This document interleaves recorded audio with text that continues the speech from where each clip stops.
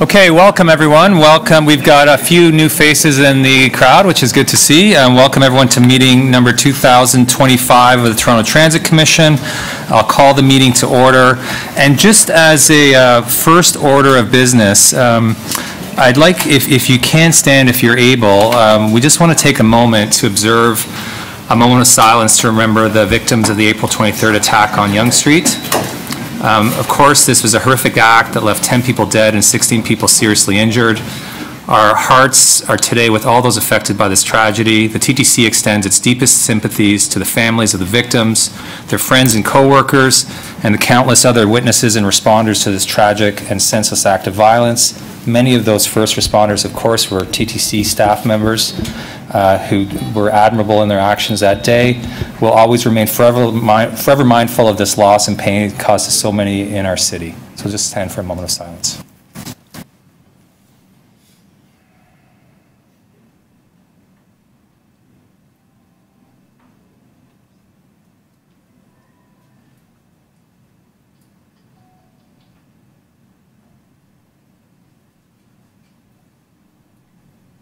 Thank you very much.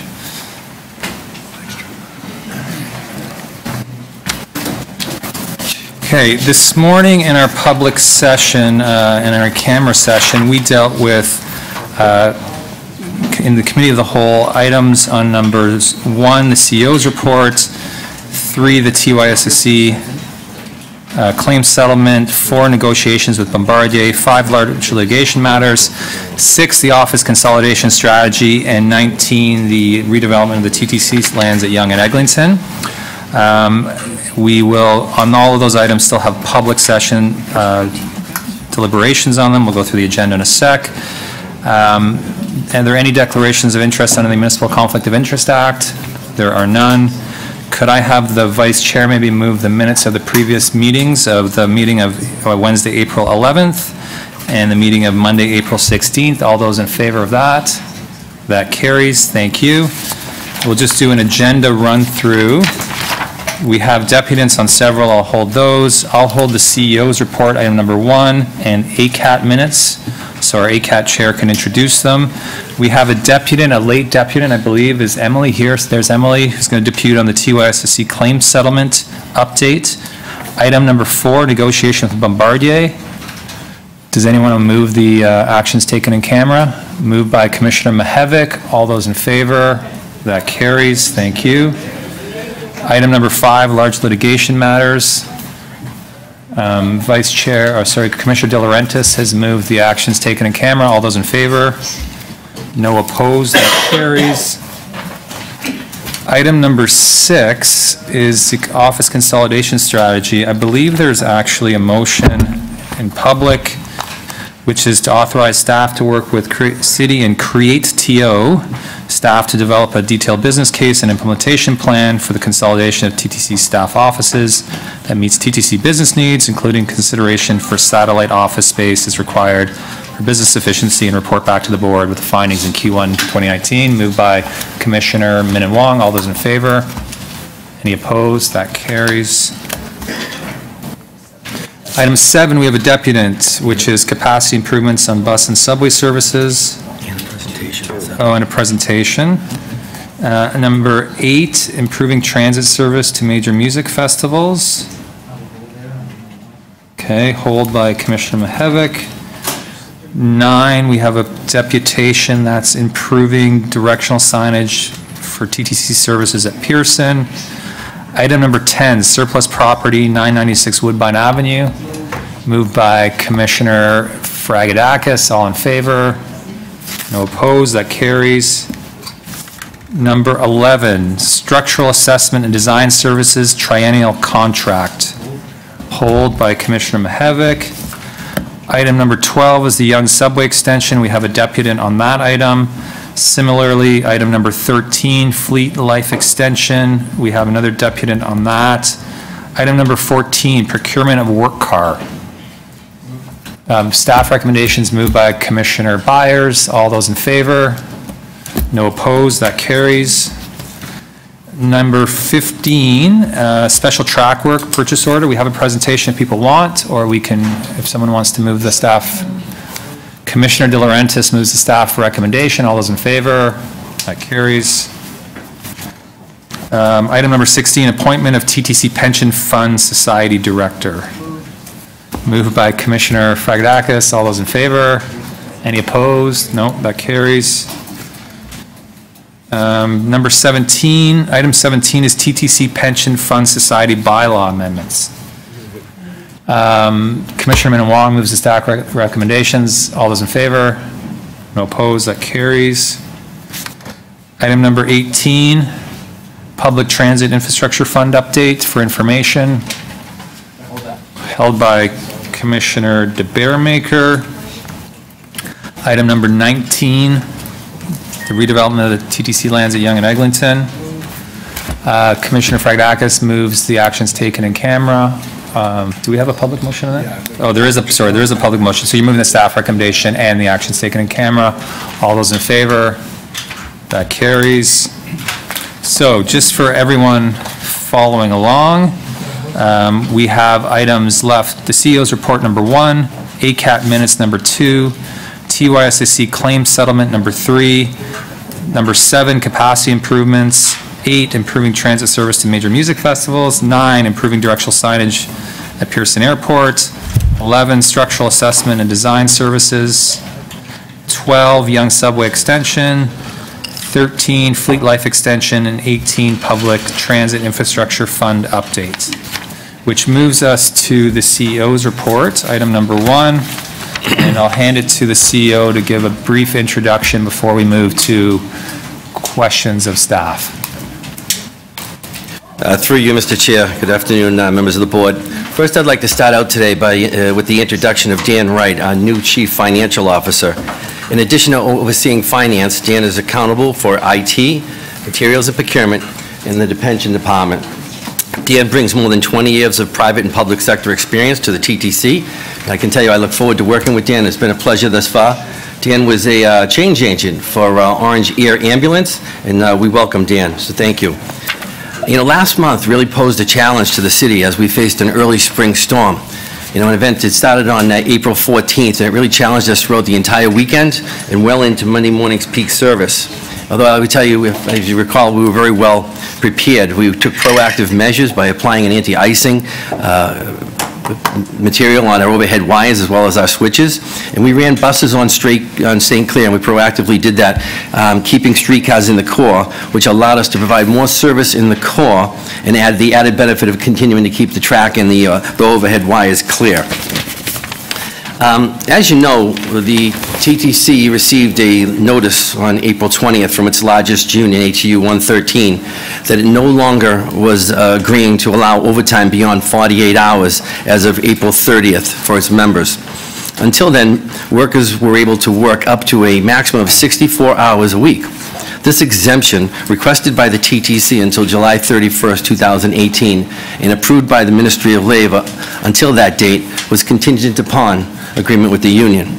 The agreement provided TTC employees with the ability to earn overtime, while the TTC was able to save on certain costs.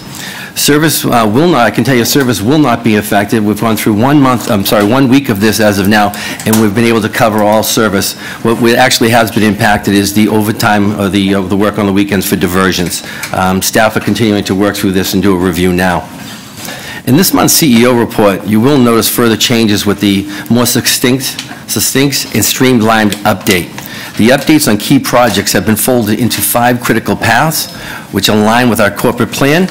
KPIs on performance and service levels will continue to be reported in the CEO report.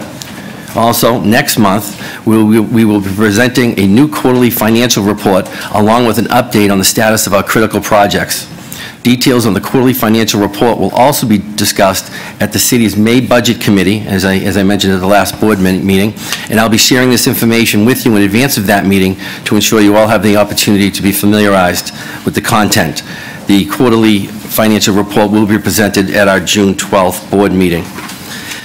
What you can see on your desk when you came back in, there is a button that is part of our new initiative called Please Offer Me a Seat. The initiative launches today and provides a nonverbal way for customers to communicate with someone that they would like to have a seat on the TTC due to a visible or an invisible accessible need. The program aligns with our 2018-2022 corporate plan to increase accessibility features throughout the system and further improve our customers' experience. Participation in the program is completely voluntary, and anyone wishing to get a button or a card can do so at any station from our customer service agent or a collector, or from our customer service center. We're also willing to mail them to you. Up on the screen. You know, I'm going to bring up another familiar topic, and it's the Queens Key portal, and just provide an update on on the improvements we've made since the March board meeting, and where we are moving forward. And you can see as I speak, it's up on the board. What we've seen, the image up here shows you the new ballards that we've installed and have proven effective thus far in the couple of weeks they've been in. A gate mechanism, which is also to be rendered next. There we go. Rendered here will be installed following a tendering process. I'll let you know we continue to work with the city and Waterfront Toronto on any mitigation initiatives or measures around signage and the overall design of the right-of-way, and we'll keep you up to date and be back with more information in June. The health and safety of our customers and employees is top priority and the cornerstone of our corporate plan. Earlier this month, we released a preliminary report from a third-party consultant that subway air quality does not pose a risk to the health of our employees. The study further reported there is no requirement for masks or other respiratory protection for non-maintenance employees, such as our operators, our janitors, and the transit enforcement staff. The report was made available to staff at the workplaces and is also available online, and we'll be doing further sampling through 2018. Our bus procurements for Q1 were on target, as noted on page 12 of the report. The first of our 78 buses scheduled to be delivered in Q2 of this year will start arriving next week.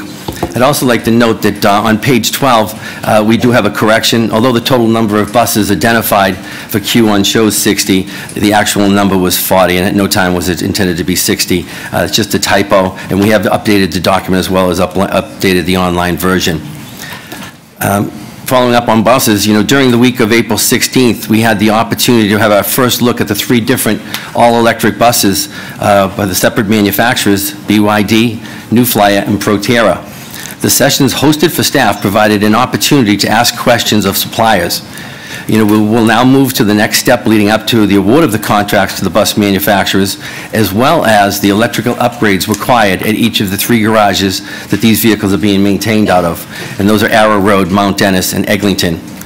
Also working with Toronto Hydro, they plan to release a request for proposal for the final design and infrastructure work in early May for these garages. As for streetcars, the target for the new streetcar schedule for in-service on Q2 2018 is 16, and as of yesterday, we have 6 vehicles in service, which brings the total number up to 73. In line with the streetcars, as part of our continuous effort to improve safety, we recently launched a streetcar safety campaign. And as you can see up on the screen again, this campaign is to highlight just how heavy a streetcar is, and that it takes time to stop. It's like a behemoth. You know, it's kind of a playful and informative campaign that will continue throughout the summer. Now, Presto. You know, turning to developments on Presto, tomorrow we will be announcing details on how the new 12-month pass will be available for all adult Presto card customers. This will be welcome news to the thousands of customers who currently enroll in the Metro Pass discount program. For our customers interested in switching to Presto, we're going to end their MDP contracts and waive the normal cancellation fee. As we move into the summer, more TTC fare payment options, including youth monthly passes, downtown express bus payment, and a 2-hour time-based transfer will be introduced on Presto. And with that, I'll turn it back to you, Mr. Chair, for questions. Thank you very much. I'll start with Commissioner Fragedakis. You have 5 minutes, and then we're going to go to Commissioner Byers, and then Mihevik. Okay, thanks very much, Rick. So on page 8 of your report, you mentioned that the TTC is working closely with Presto to complete the rollout schedule, confirming the delivery of the remaining Presto products required to enable full Presto adoption. So I was wondering, because we received a letter about community groups' concerns about Presto alums and how they have not been consulted on their implementation. I was wondering if you could update us on that, because I know Presto is one of your favorite subjects. right up there with Bombardier. Because it's so important to Rick, I'll take it. Yeah, we also received the letter from the community groups expressing concern with the ending of the tickets and tokens, specifically the tokens. So we will be consulting with those groups, and we have been consulting with those groups. We're preparing a response to that letter as we speak. We are presenting in June on a top-to-bottom review of where we are with Presto, the rollout of all of the significant functionality of the single ticket. As you know, the 2-hour transfer is coming in August, so you'll see a top-to-bottom review at our next board meeting. Okay, great. On page 18, the report notes that research is also underway to analyze the changes in monthly MetroPass sales and corresponding ridership impact. Results of this analysis will help develop future action plans. I was wondering if you could elaborate on what that is about and why you're doing that analysis. So that analysis, we'll have much better data with the Presto card, and we'll understand, for example, how many trips a customer takes a month. We have some preliminary data, but we only have about a 5% uptake on Presto of all of our monthly pass users. So that's the kind of analysis we're referring to. It's just going to give us better data on when customers are using it, where they're using it, how often they're using it, and we'll be able to plan the service, our stations management, and our fare policy in accordance with that. Great. So on page 30, it notes, compared to February, March experienced an increase of smoke fire events on line 2. So do we know how this March compares to last March for smoke fire events on line 2? Through the chair, I don't have that specific comparison. I think the general trend, as you would have seen in the CEO's reports over the last 2 years, is that our fire smoke incidents are down approximately 50% as to where they were at that time. As to March 2017 to 2018, I can get that for you. I don't have it handy right now. Okay, but you're saying there's a general downward trend except from February to March. And I was wondering, maybe there's something about March. Generally, again, through the chair, generally speaking, in that time of year, what we'll see is that as we use our train stop heaters and our switch point snow melters, a buildup of leaves and debris that's still there from the fall will start to dry out, and those will ignite. That's generally where we see the increase. Okay.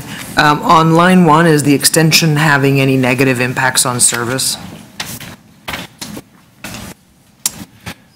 So as I discussed at the February board meeting when we were discussing the events of January 30th, we do have a number of challenges existing with trying to get all of the trains out of the yard as quickly as we need to get them out from Wilson Yard. We've had some unanticipated challenges along that regard with some signal failures southbound from Wilson at the most inopportune time.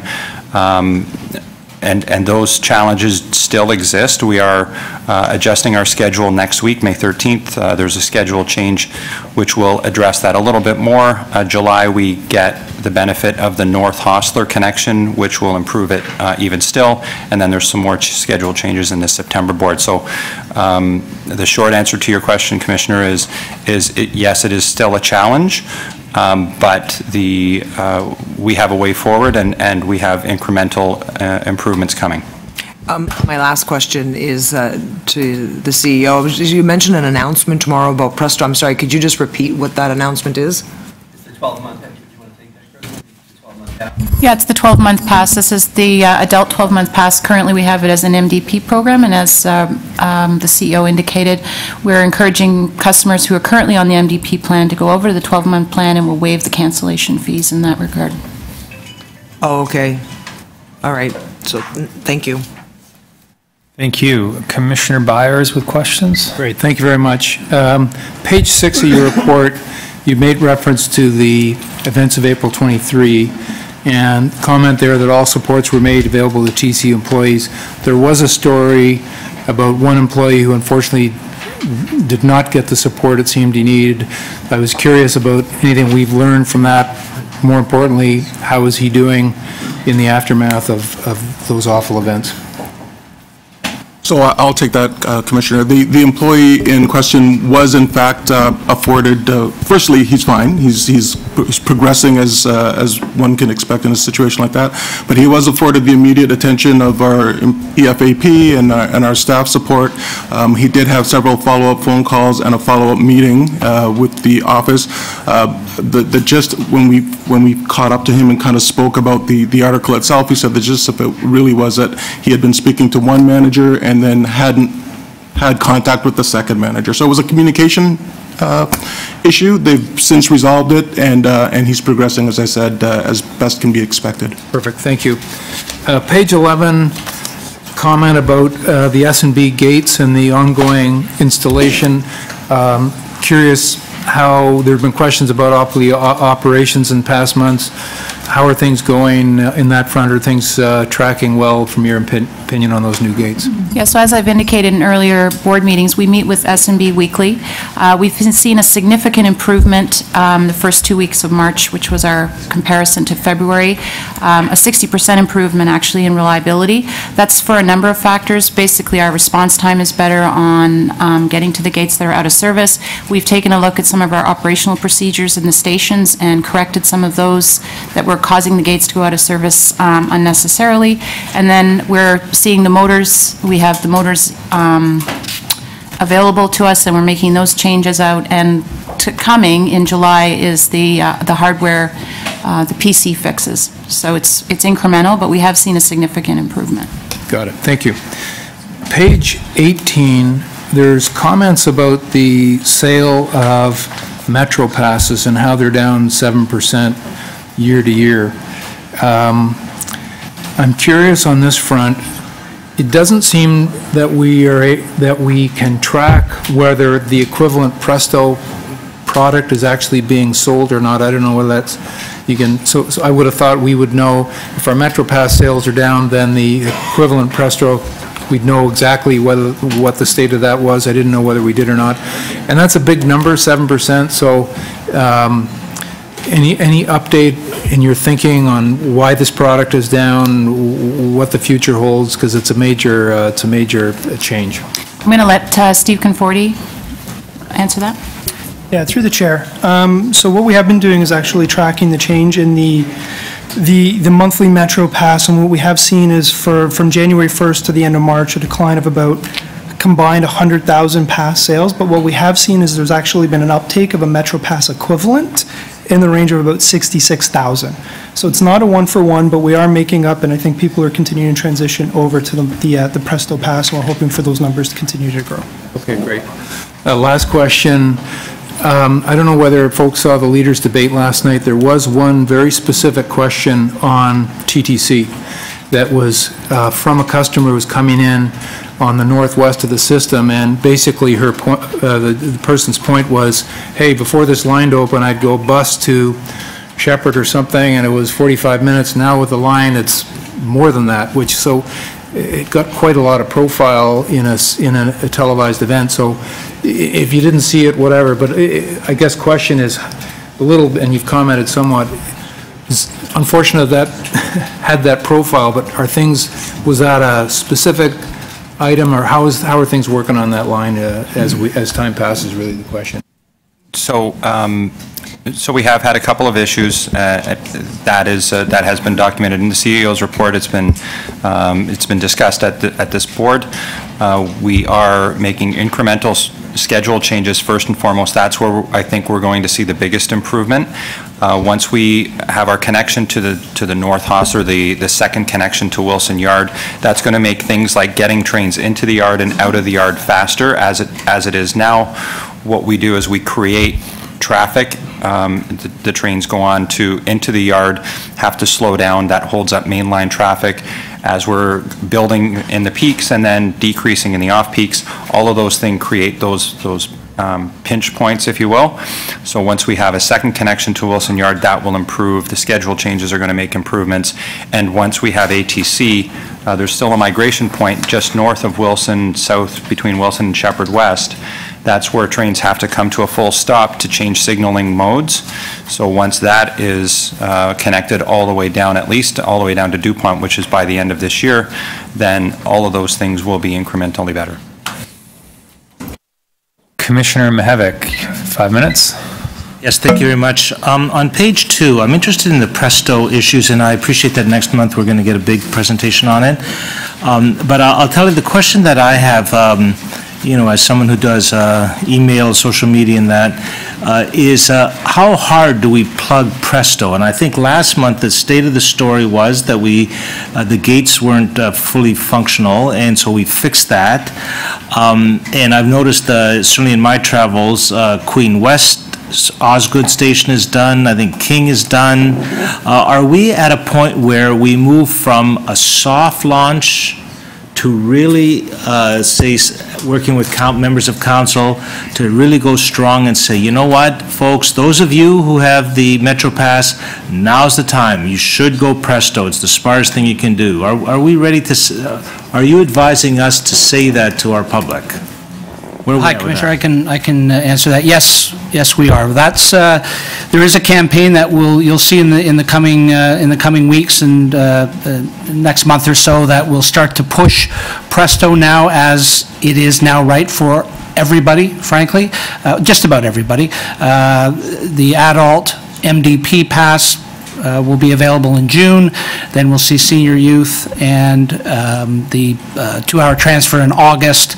As you indicated, all of the gates, and as soon as we start really having vending machines in all of our stations, again, that will start happening this summer. The message is now, yes, Presto is right for everybody. Okay, so press hard on that. Okay, that's a good thing to start tweeting about and what have you. My last, and I'm right that right now we have about 25% of our riders, perhaps a little less, use Presto. Yeah, it's approximately 20%. Okay, next is on page 12, it's the bus procurements. I see that, and I'm very delighted, and frankly, a big hearty congratulations on these electric buses. They look absolutely fantastic, and they look comfortable, and I think Torontonians will really embrace them, both because of their comfort, but also because of their environmentally friendly design and fuel economy. But what I'm wondering here is, what assumptions are made in our bus purchasing schedule?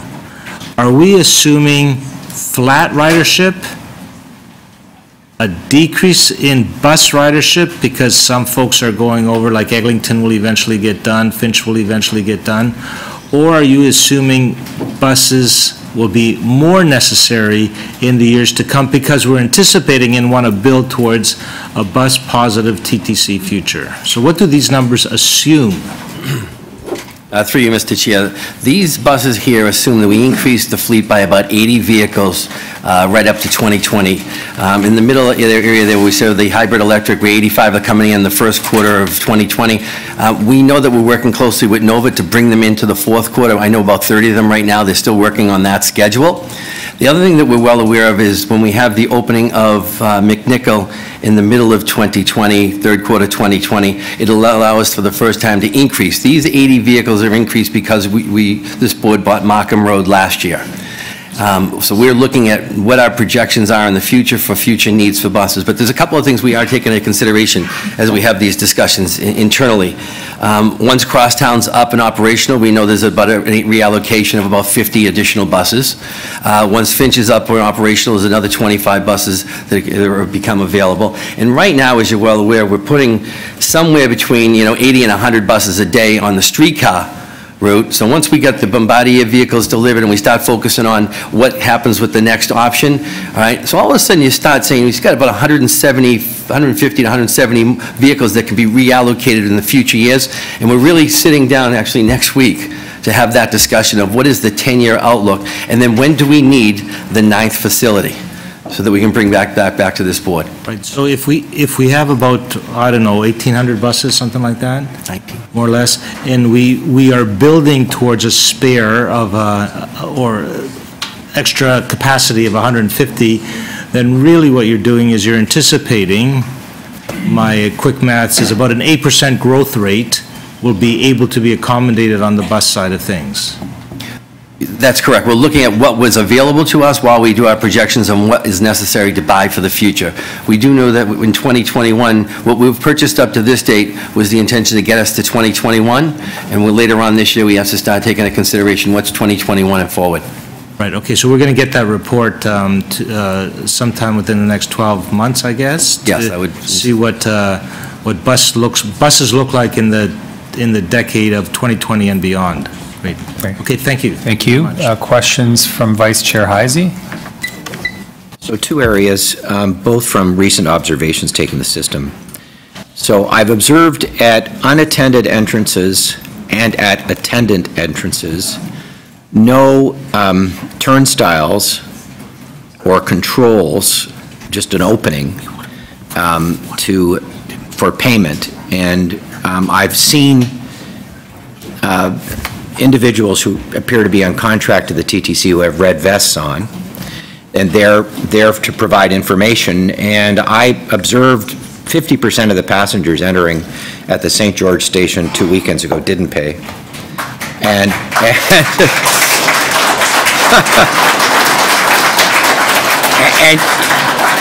And you won't like this, but I confronted one of them. It didn't go well. And I saw the same thing at St. Clair last week, where there was a gentleman, an attendant, who I chatted with, and he was frustrated because there was a continual stream of people going by him, ignoring him, not paying. This is one of our employees.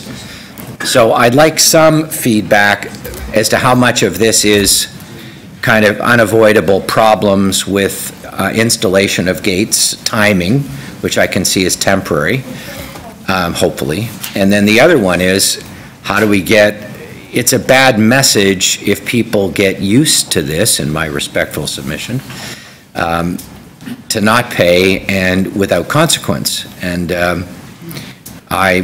so that's sort of my first area of questioning. How much of this is sort of the teething problems around Presto?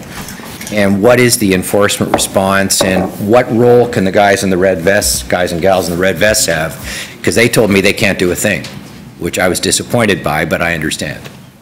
Thank you. Through the chair, a fair bit of what you've described really is a construction issue, and as the gates catch up to these open spaces, that design resolution will make itself evident. Another point I will make is that a number of people that do walk through and apparently are not paying, when we do our stop checks with the transit enforcement folks, the vast majority of them are Metro Pass holders, have paid, but they don't bother to show the Metro Pass until checked and challenged. I will also say that as a result of previous communications with this board, we have made arrangements to increase our transit enforcement staff in terms of fare inspection employees. So that is rolling out as we speak in terms of the hiring. And we're also using an information-based approach when it comes to the folks in the red smocks, as well as people on the front line, the collectors and whatnot, where we don't encourage them to challenge one-on-one people because it's not their role to engage, but they are encouraged to make to provide that information through transit control or through supervisory staff. We translate that into information-based dispatch of transit enforcement staff. Okay. Next area of questioning, and this is kind of more long-term. So the city and the province and the federal government made billions of dollars of investment in extending the subway to the Vaughan Metropolitan Center. It's now up and running. I've used it a couple of times now. I was surprised how few people were at the VMC station when I was there. But my comment and question to staff was, are we going to try and do a value for money analysis of the outcome of having installed that subway extension, the buses that were pulled out, the saved travel time or not, so that we can assess what value for money as a society we got from this project, and maybe it'll help us learn lessons in future projects, because it's recent. Do we know how much net ridership increase there has been on the subway? Has there been any? That might be something that staff knows now. And is it merely people have shifted from buses to subway? How many people have done that? So does anybody have a handle on that and have a handle on how we could go forward with some kind of process, and not to burden you with ever more projects, but some kind of way where we can assess the project at some point in the future to say, that was a really good investment, or maybe it wasn't a good investment, and here's why. Through the chair, we have done some preliminary ridership counts on the extension, and what it is showing us is that we are at about 56,000 passenger rides per day. This is about 75% of the total rides that we had projected when it's fully mature, which is where we thought we would be at this point in time. As for your question about the evaluation, that is something that we are going to do, because we do that as part of what we call our post-implementation review. Okay. So that is planned. Okay, good. That's it. Thank you. Okay, thank you. Questions from Commissioner Campbell? Thank you, Mr. Chair. Trips are down, passenger trips are down 1.8 million for the first 3 months. Where are revenues after 3 months? Through the chair.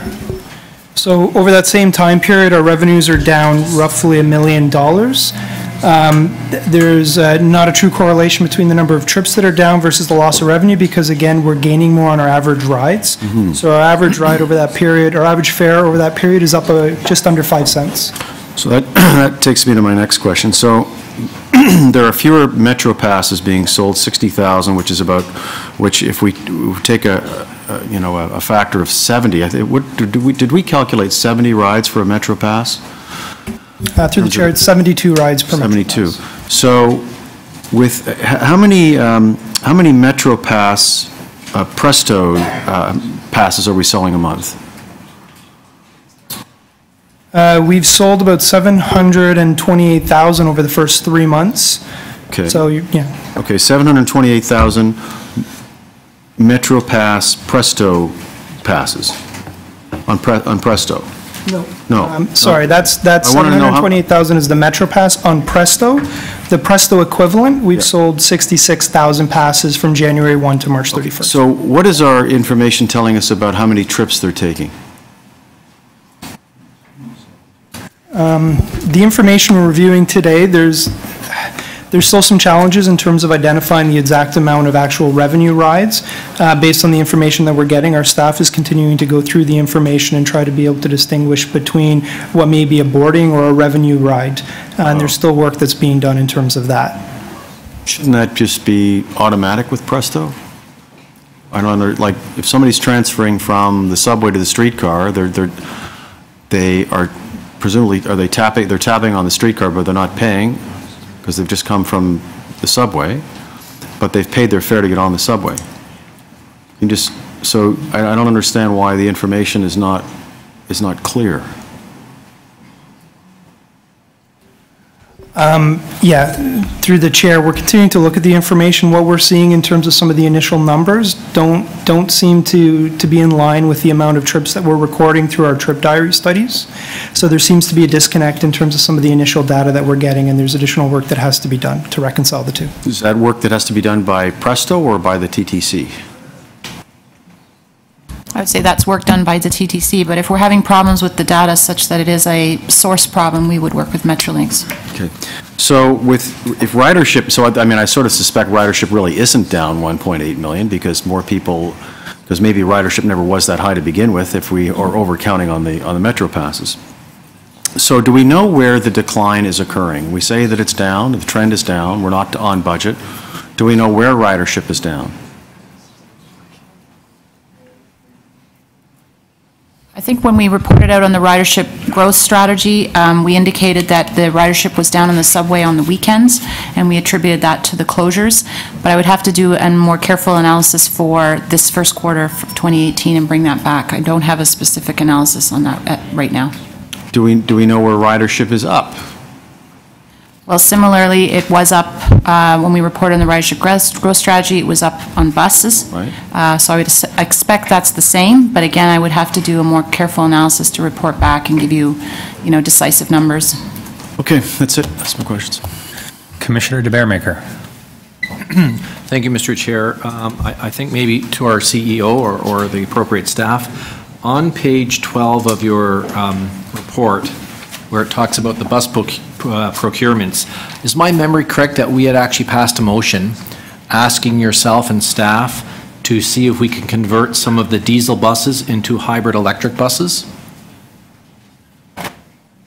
Through you, that is correct. We're actually coming back next month with a report to this board to give an update on where we are with how many buses and, as you may be aware, the increasing the electric from 30 to 60 as requested by this board. Okay, so in terms of clean diesel, your schedule says we're going to get all of them by the end of this year. So are you, and maybe you're going to give us the answers in the report next month, but does that mean it's too late to convert these toxic spewing diesel buses into something a little bit cleaner? Yes, we worked with the vendors to a point where whatever we could convert, they would work with us to convert, and we did the same. And you will update us then? So it's going to be, I'm just assuming that it'll be few, then in the end, we'll get fewer than 311 diesel buses and a corresponding increase in something else, or the hybrids, I guess? Well, through you, Mr. Chair, again, the 311 is a reduction from what we originally were reporting earlier. So in the report, we'll give you the specific numbers. Okay, and I noticed in the report, our staff keep using the words clean diesel bus. You're not buying the hype from the diesel companies, are you? Because I keep seeing it in here, and you and I both know there's no such thing as clean diesel. So I'll reference this in the fact that in the last 15 years, a bus that we purchased today is 98% cleaner at the tailpipe than it was just 15 years ago. When it comes to NOx in particular matter, we've significantly reduced the vehicles. One, we call it clean diesel because we got ultra-low sulfur diesel, which was brought into the industry, I'm going to say 10 or 12 years ago. We have put diesel particulate filters on vehicles. We use urethra for afterburning. So we have now taken vehicles, that's why we call them clean diesel. They're that much cleaner. Now when we move from a clean diesel to a hybrid electric or an all-electric, all we're doing is taking that small proportion and reducing it more and more and more. So we do call it clean diesel in the industry. But are there diesel buses that you can buy today that are more polluting than these ones? No, there's no. So they're not relatively cleaner than anything else on the market today. They're still diesel, and they still give our kids asthma. Well, contribute to children's asthma. Okay, now enough about. Maybe that's diesel. rhetorical. Good speech. In terms of the all-electric buses, you've got, I guess, and maybe you'll tell me the report's coming next month, you've got 20 buses to be delivered in the first quarter of 2020, which is a year and a half from now. Is that number, why is that so far out? I thought they'd be very happy to take our money and give us as many buses as we could next week if they could. That's correct. So what we've done is, you can see that in 18 we get the 10, and 19 we get the 20. We're going to exercise an additional option next month with them, and we're working on the schedule as with the electric buses. We're trying to pull everything in as far as we possibly can. So next month you'll have a report on that. So we have the financing approved for the entire bus fleet. So it's not a cash flow problem that you're pushing them out. If you could get them sooner, you would get them sooner. We asked staff to get everything as soon as possible. 2021 should be the next time we're looking for buses. And through you, Mr. Chair, you mentioned at the beginning of your presentation about the amount of overtime that drivers say will not take right now. What was that number that we sometimes ask our drivers to take in terms of overtime? It's voluntary, and we were up to 64 hours prior to the 30th of April. And what's their normal shift in terms of number of hours? It varies. We had shifts that actually were scheduled up to, I believe it was 52 hours in a week. So is it possible that somebody who works 52 hours a week is then asks, quote, volunteers to do an extra 10 hours or 20 hours or 50 hours on top of their 50 hours? They'd go up to a 64-hour total overtime. Limit, correct. And now it's 48. Right. And are we doing that to benefit the drivers, or are we doing that to try to save money on staff and not hire as many drivers as perhaps we should have? No, we do it for...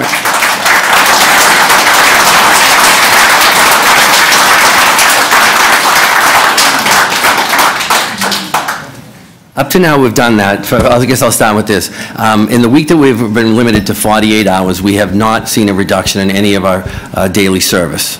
It's only been 1 week, and what we have done is we've had to reduce the overtime on weekends. So we've Sorry, I'm just going to interject. We're happy to have such a robust and energetic group in the audience today, but it's hard for us to go through the deliberations if there's those interjections. So you can certainly not agree with the statement that's been made. Maybe keep that to yourself, and if the applause can be kept to a limit, or maybe save it to a more less audible ways of showing your support, that would be appreciated, just so we can get to everyone and hear all the answers. Thank you. Go ahead. So, and through you, Mr. Chair, and I know I'm just a little over my time, but I guess my question was not about what's on the ground today, but when I got on this commission in 2005, I would say we were overly reliant on having people volunteer to do overtime. And now here we are over a decade later, and we're still doing that. So do we have a problem as a commission in expecting people or building into our budget an expectation that a lot of people are going to work a lot of overtime? Well, the structural problem that we have. I would say for our base service, absolutely not. As you recall, just a few years ago, we weren't doing 50 overtime weekend diversions. So last year and this year, we beefed it up significantly for diversions. We were reliant on that to bring people in on Saturday and Sunday. Up to 100 crews, for instance. This coming weekend, we would have had 100 crews working on Saturday and about 75 or 80 on Sunday. This coming weekend or last weekend? This coming weekend, which has been canceled already. We would have had significant. So what we do is we do the peaks and valleys. When you have diversions or something, we offer it out on overtime to individuals, and then we just cover the normal overtime during the course of the week when people call in sick or we need to be on the spare board. But right now, there's been no effect on our daily service with the limitation of 48 hours for overtime. Okay, thank you, Mr. Thank you. Other questions, commissioners? I have a question. Go ahead. We'll go with the second round, starting with Vice Chair Heisey. So, I'd just like to get this clear, because it's clear by the tenor of Councillor DeBarramaker's question, and I know he's a sincere person, that he believes voluntary doesn't really mean voluntary when it comes to overtime. So that is an assumption. I'm just going to accept that, and I'm asking the managers to respond to that proposition, because I don't know. So when we ask an employee to go over 48 hours, legally they have to give us their consent. Is that correct? All overtime is voluntary, and the overtime that's built into the daily run sheet for an individual is chosen by that individual. And do people turn us down? To you, Mr. Chair, yes, drivers? They do. We actually, on a Saturday, even with overtime at 64 hours, on Saturdays, we were still typically having problems during the course of the day hiring overtime. Okay, and then the final question is and there's obviously sympathy in the room for this idea, that if we hired more people, there'd be fewer hours of overtime. And can you comment? No, I'm trying to help get an answer. So do you believe that hiring more people would resolve the more overtime issue, this overtime issue? Yes, through you, Mr. Chair. Yes, what we do know is right now there's about 190 shifts that exceed the 48 hours a week schedule. So people go up to 152 hours in a week. So what staff are doing right now is they're assessing all those crews and making sure that no one goes over 48 hours, which will require us to add additional bodies. All right, but that was always in a mutual agreement up until now. So we're doing that assessment for weekends and during the course of the week. We'll know more in the coming weeks on what's necessary for headcount. Okay, so then the outcome of the union saying to us, the employer, that they can't work beyond 48 hours even if they consent, we will have to hire people, right? Yes? Yes, that's correct. And will that be more or less expensive than paying the existing staff complement overtime at a much higher hourly rate? Again, I don't know the answer to that. And that's what I've asked staff to do an assessment of. So we're going to find that out. Yes. Okay. Okay, other questions? Does anyone want to speak on the CEO's report? No? Oh. Speak? Yep, go ahead. Thank you, Mr. Chair. I just want to thank the CEO for yet another excellent report, and I know it's wrapped up with all the reports that are following, but certainly when I look at the federal and provincial funding for Phase 1 and Phase 2, which are in our agendas today. I don't want to say it's raining money, but we are catching up by the billions on transit should have been built a long time ago. We're catching up on repairs by the hundreds of millions that should have been repaired a long time ago. So I think we're moving in some very good directions. The overcrowding standards, which I think, again, we address later on in the more fully in the whole report, about getting more service to more people to lower those crowding standards, to get more express buses. I think this is a very, very positive report. I do take issue with the amount of overtime we still continue to use over a decade after I first came on this commission. And was told that, well, it's overtime now, but sometimes you can't avoid it. And I understand that and I accept that sometimes there's windstorms, sometimes there's ice storms, sometimes there's horrific tragedies, sometimes there's soccer games, sometimes there's concerts. There's so many things that sometimes, yes, I don't think we'll ever have a year when this commission does not need overtime per se. And I am sure there are some employees who do want overtime on a voluntary basis because they want to top up their paycheck a little bit and their Christmas is coming, or they want to take the kids away to a cottage, so they sort of like the overtime. But I still think we're making a mistake by relying on too much overtime. Certainly as a casual observer, I think driving a bus is a very, very difficult job. And forget the passengers and the challenges with that 1% of patrons who are disrespectful to our drivers and behave inappropriately to other passengers. That whole person-to-person aspect is challenging. But driving a bus in downtown Toronto, or even at Markham and Ellesmere, Eglinton, McCowan, where I live, where I see buses taking the corners with 30 people on a corner, and of course, I'm sure we all step back a foot at corners to make sure that either a cement truck or a TTC bus or even a little mini smart car or a mini doesn't hit us. But I see how hard it is and how much the drivers have to focus, because people leave exactly 1/2 inch between them and the back of a bus because they want to get through that intersection faster. So to have this systemic built-in overtime built into our system, I think is not good for our drivers.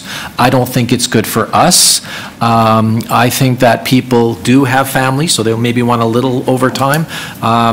I do think, and again, just my life experience, that yes, I'm sure some of our overtime is voluntary, but I also think there's an expectation with some managers that if you're the gentleman or you're the woman who's not taking any overtime, well, you know, that's just not going to put you in the good books of some people. So I think it would be better for us to have a larger pool of drivers available so that the amount of overtime overall is reduced, that it's more flexible for us as management, it's more flexible for drivers, and it means that the drivers that we have on our buses are at their peak, they're alert, they're focused, and at the end of their shift, they get to go home with to their families and enjoy a better quality of life or balance of life. So I'm not moving a motion today. I'm sure reports will come forward in terms of our next budget as to how much overtime we are building into the base of our budget, but it's my opinion that we're building in too much overtime.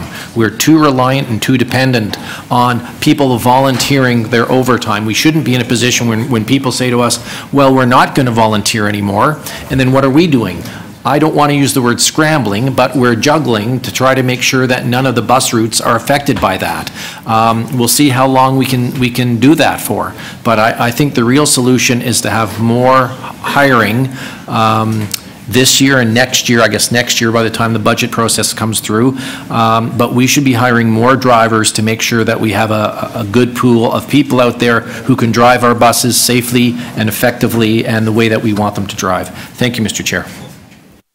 Just, I guess, move this. Thank you so much. Report for information. Yeah, good comments. It may be the end of overtime, but maybe it's a system that makes more sense for our drivers and employees and passengers. So you've moved the receipt of the CO's report. All those in favor? That carries. Thanks very much. We're moving to item number 2, which is the minutes on the ACAT, TTC Advisory Committee on Accessibility Transit. Their minutes, and the ACAT Chair, Raymond Delera, who's now there in front of us at the mic, is going to introduce the minutes for us. Go ahead, Mr. Chair. Thank you very much, Chair Cole. Good afternoon, everyone. I'd like to now share the highlights from our recently approved March minutes. ACAT received an overview of pre-boarding announcements for the TTC subway fleet. The system has yet to be activated fleet-wide due to system issues. Hardware and software has been installed but have not yet been fully turned on for various technical reasons. ACAT recommended an interim implementation during the wait for the full train information management system to be ready. ACAT also received an update on the platform gap issue at subway stations. The TTC is committed to repairing the platform gaps at 5 locations in 2018. An overview was provided of the potential locations and estimated timelines. A sample of the platform edge replacement tiles was presented to ACAT as well. The Design Review Subcommittee conducted a site visit to review the prototype of a new passenger information display and audible information system at Guns Loop. These new displays will provide next vehicle information both visually and audibly at streetcar platforms. Design Review provided feedback for suggested improvements. And lastly, ACAT has also been dealing with many Presto-related items, one of which is the fare payment on Wheel-Trans vehicles, noting that there is currently no ability to allow customers to pay using Presto on Wheel-Trans contracted sedan vehicles. That's over 2,000 vehicles without Presto, with no estimation for a solution. We are hoping that the TTC and Metrolinx work to expedite the creation of the technology needed to allow Wheel-Trans customers to use Presto in sedan taxis. That concludes our highlights for today. Thank you. Thank you so much, Mr. Chair. Any questions of staff on the ACAT minutes? No, seeing none, I'll move receipt of the minutes, and again commend ACAT on all their good work that they continue to do on our behalf, on behalf of so many customers. All in favor? That carries. Thanks so much. Moves us to item number 7. We do have deputants. Oh, that's right, sorry. Emily did want to speak. We had a late request to speak on item number 3, which is our claim settlement on the Toronto-York Spadina subway extension.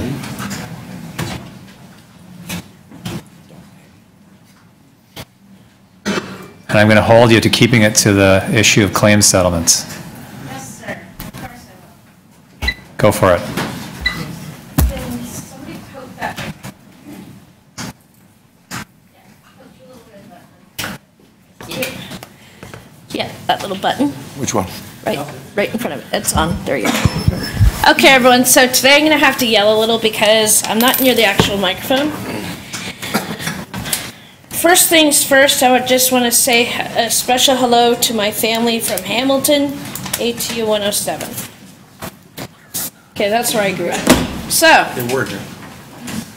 Now I don't know how to make this bigger. This is not fun. There we go.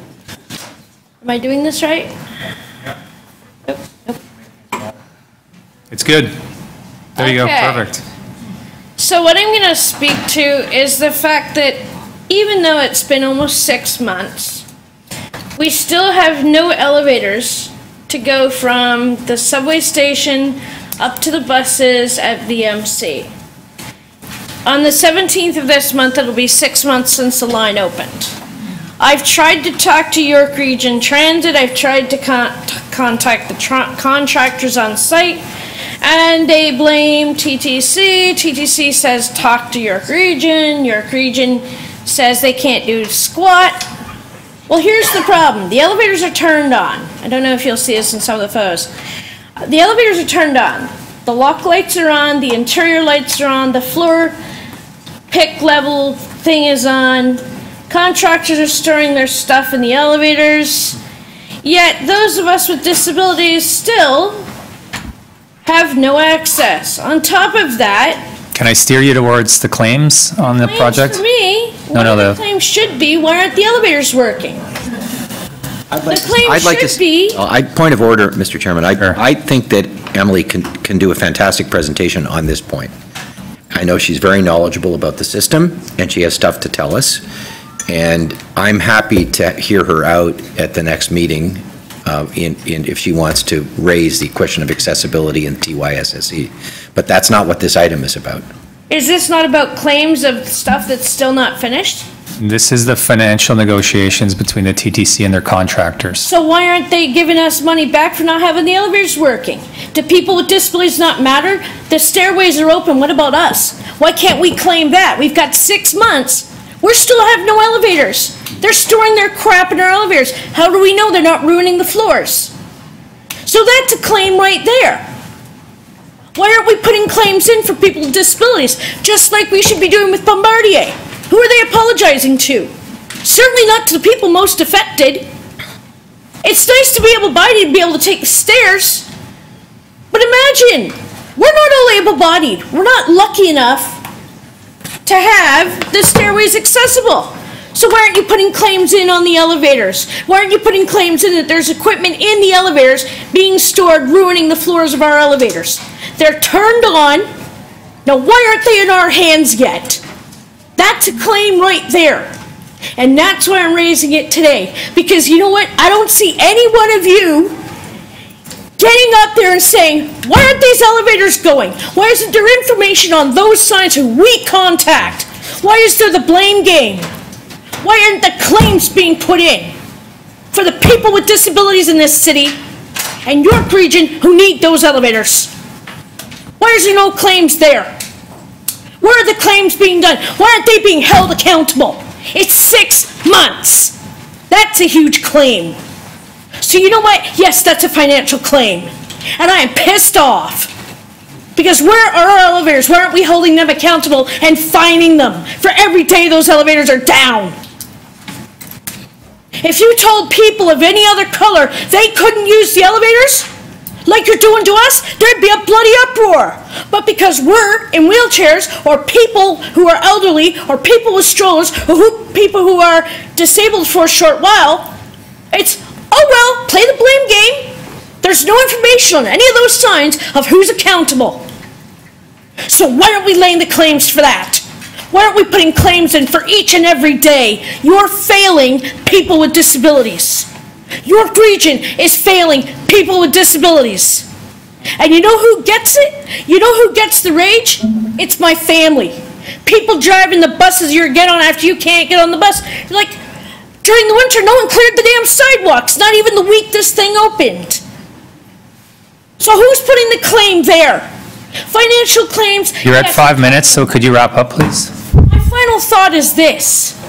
Why is it that you'll allow people that are able-bodied to use those stairwells? Why is it that you are not putting claims in for people with disabilities who this is mostly affecting?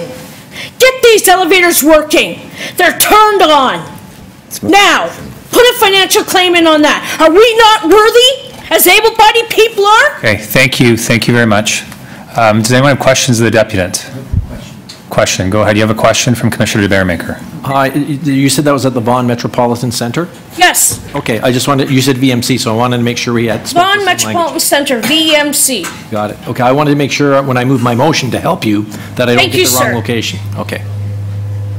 Commissioner Fragedakis? I had a procedural question about whether, somebody okay? Table went too far, we're good. Okay.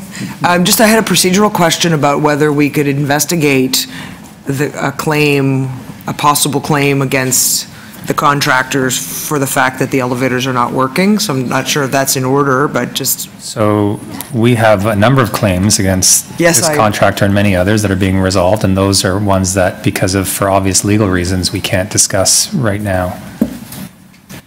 In public. In public? Sure. Okay. That's why I was asking.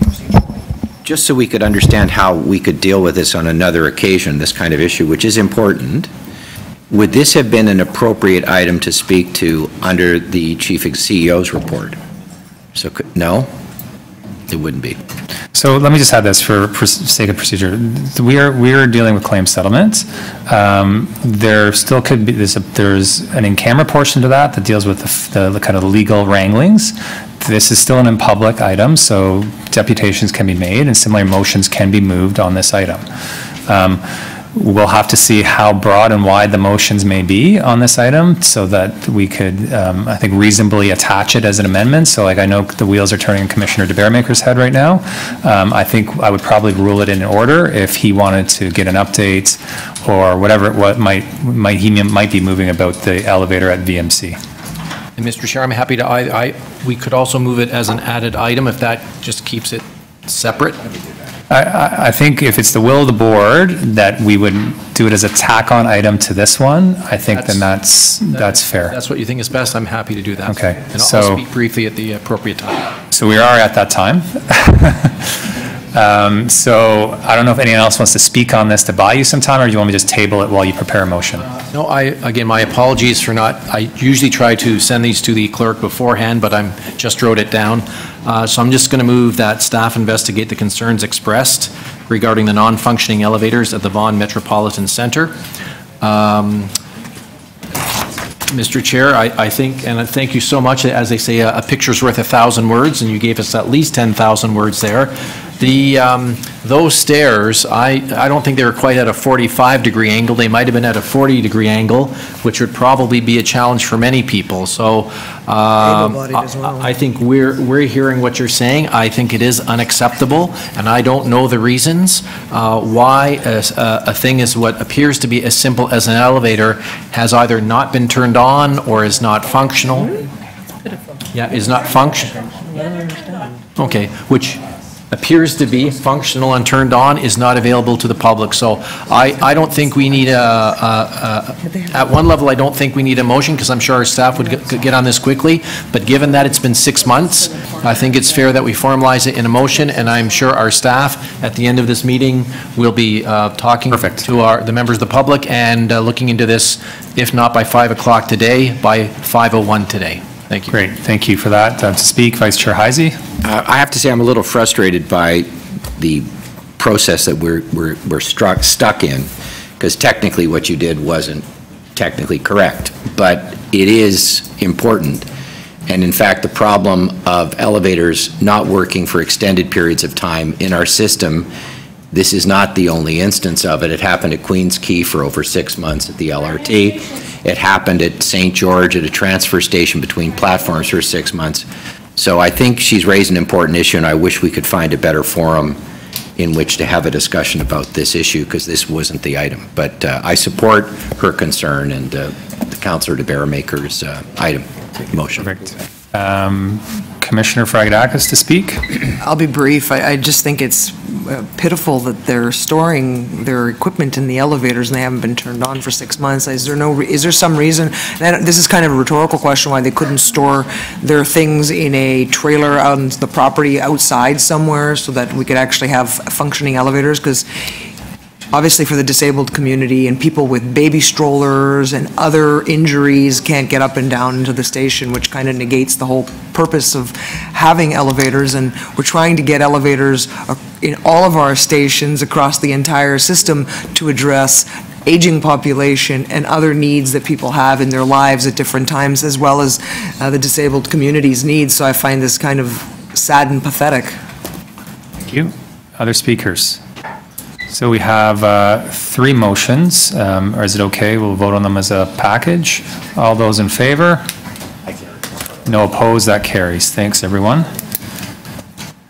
So that was number 3. We're actually on to item number 7. We have 2 deputants. Alan Ewell. I don't know if I've seen him in the room. Sheila Pizy Allen. I believe I saw her earlier. She's here.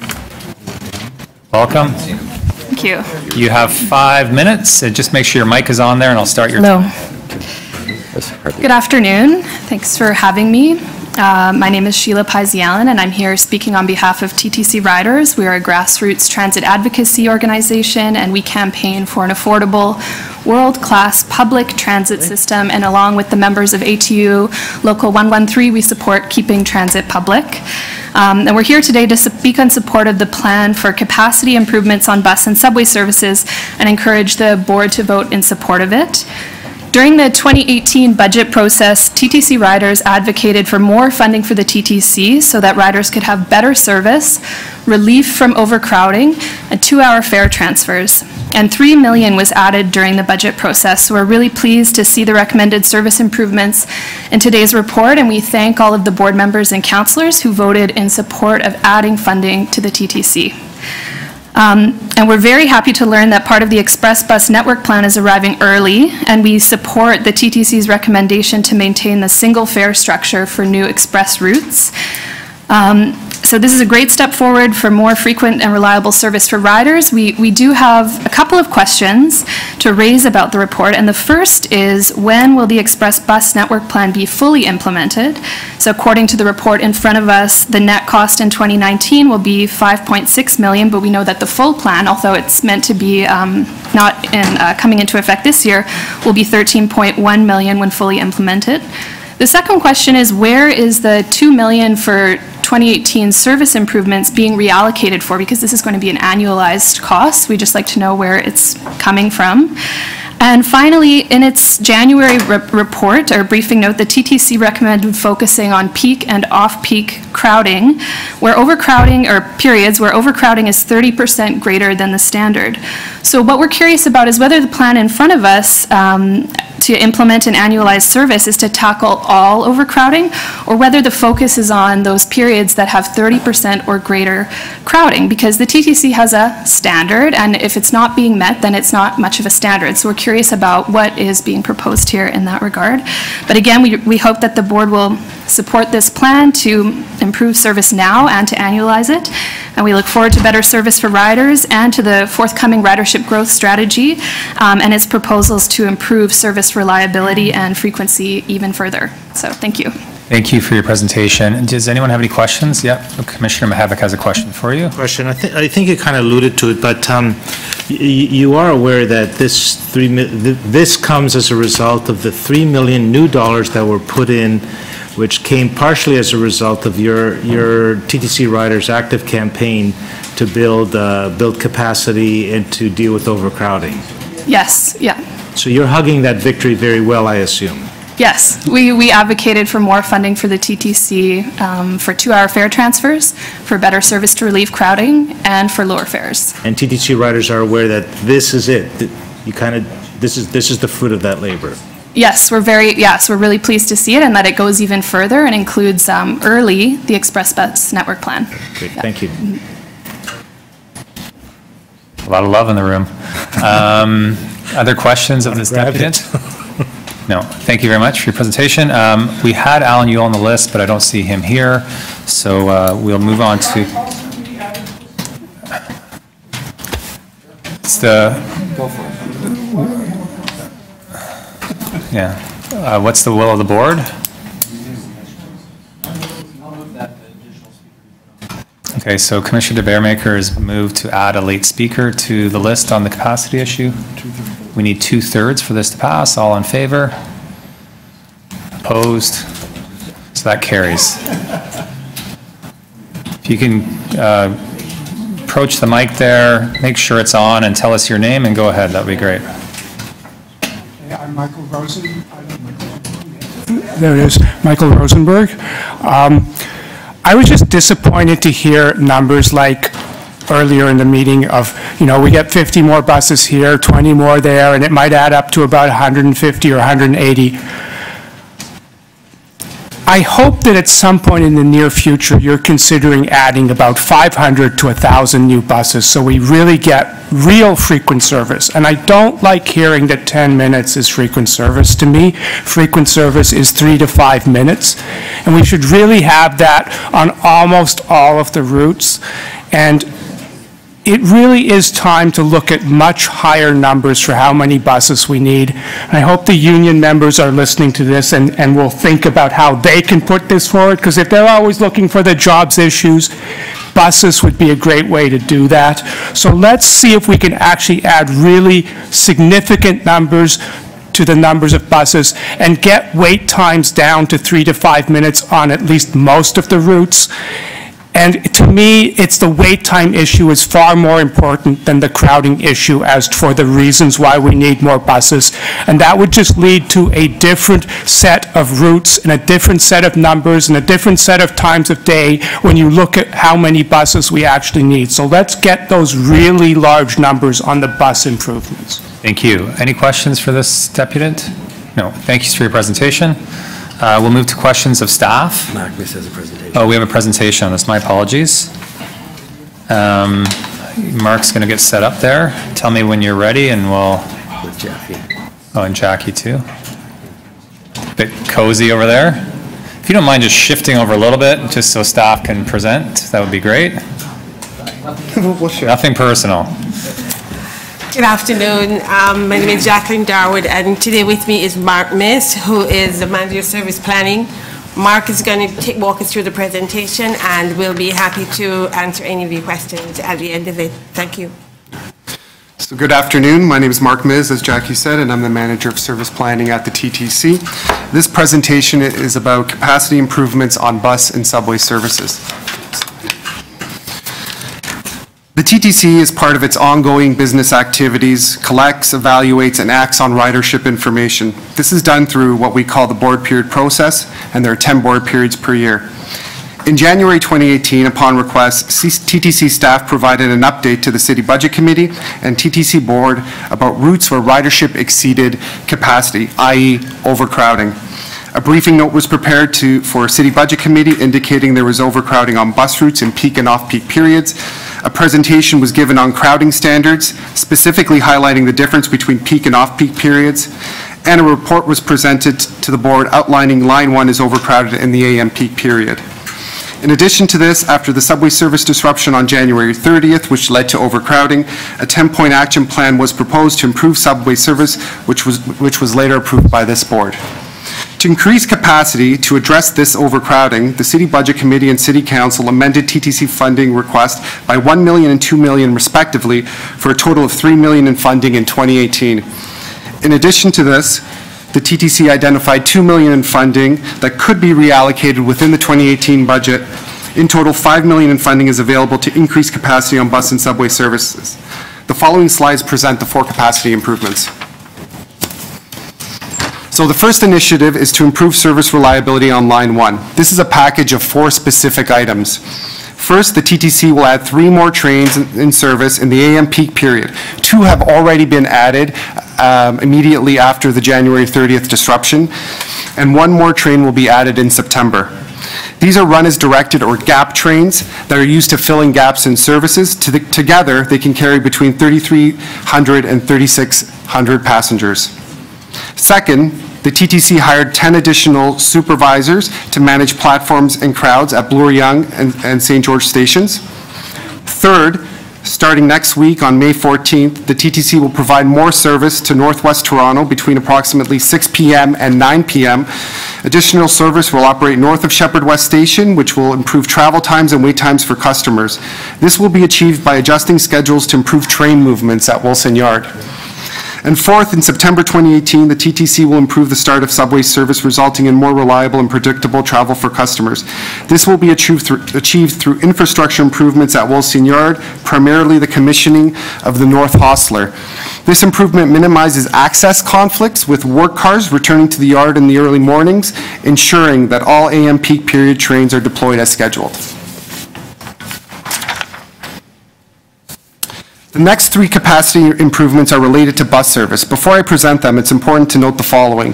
The TTC has indicated for many years that it could not increase AM and PM peak period bus service due to limitations in the bus fleet and constraints with garage capacity. This has changed recently through 2 initiatives that allow the TTC to improve peak period service. First, the TTC has purchased new buses via the Public Transit Infrastructure Fund. This has resulted in a net increase of 80 buses, or 65 in service. The new buses allow the TTC to temporarily defer retirements and reduce the operating spare ratio without degrading reliability and maintenance. And second, the purchase of the Markham Road facility adjacent to Malvern Garage increases the TTC's storage and maintenance capacity. together, these two initiatives allow the TTC to increase peak in-service vehicles from 1575 to 1610 in 2018, and from 1610 to 1640 in 2019. That's more than 65 buses in service, well before the opening of McNichol Bus Garage in late 2020. Simply, this is the key to implementing 2 of the 3 bus capacity improvements that I'll share on the next few slides. Initiative 2 and 3 are about relieving crowding in the peak and off-peak periods on bus routes. Before I present them, I want to remind all about bus crowding standards. In the peaks, the standard is set at a seated load plus standees. In the off-peak, it's set at a seated load. So Initiative 2 is about relieving peak crowding on bus routes. At the time the report was prepared, there were 23 bus routes and 27 periods of operation that require capacity improvements. These are routes that are over 100% capacity. Of these, the TTC will increase service levels on 20 routes in 24 periods of operation. The list is shown on the screen, and it starts with the 7 Bathurst and ends at the 199 Finch Rocket. The remaining 3 routes and 3 periods of operation that are overcrowded will be addressed through new express services, and so I'll speak to that on following slides. Here is a map identifying the 20 bus routes where the TTC will increase service levels and relieve peak crowding.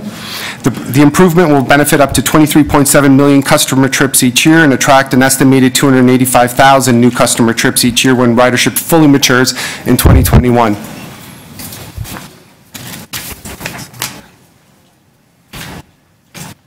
Initiative 3 is about relieving off-peak crowding on bus routes.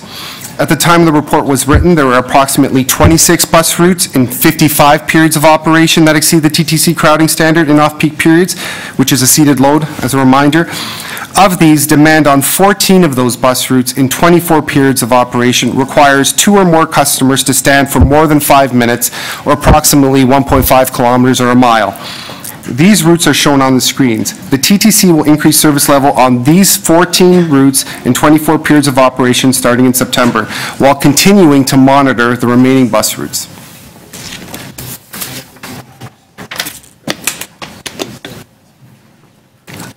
Here is a map identifying the 14 bus routes where the TTC will increase service levels in off-peak periods.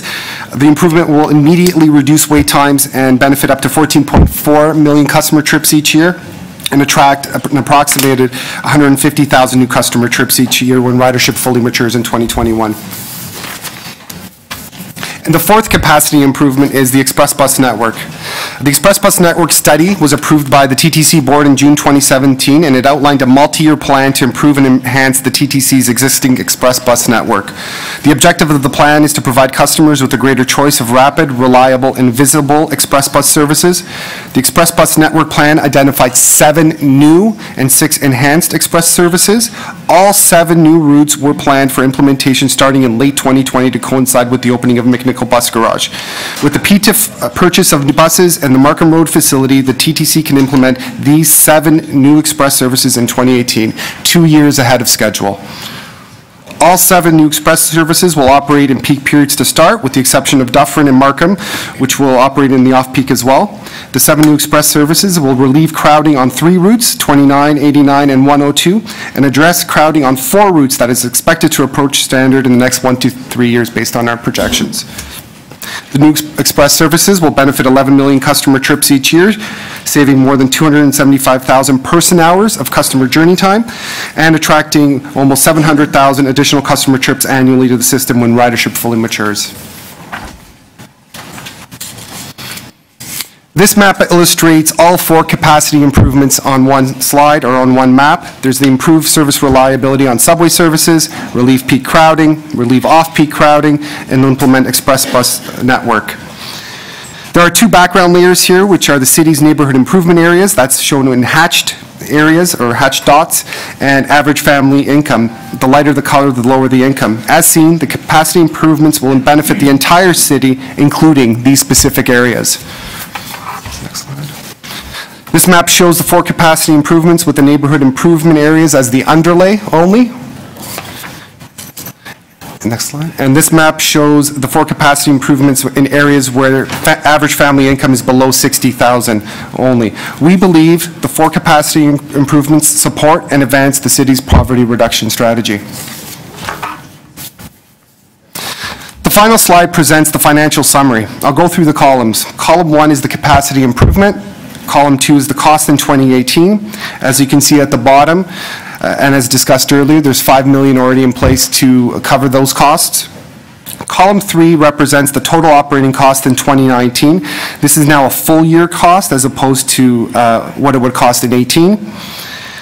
Column 4 represents new ridership in 2018. This represents 75% of the full ridership estimated at maturity in 2021. Column 5 represents the new revenue associated with the new rides. Column 6 is the net cost, which is $13.5 million in 2019, less the $5 million already secured for a grand total of $8.5 million in new funding in 2019.